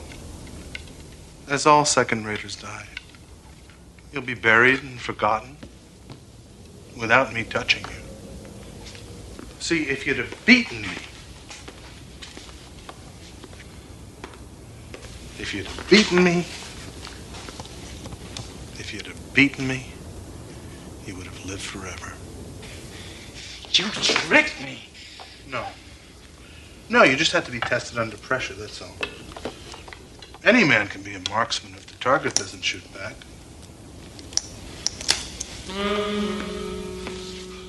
Wait! It's not over! I haven't given up. I'll practice. Night and day. I'm still alive. I can be better. I will be better. From me again, Fat Sprout.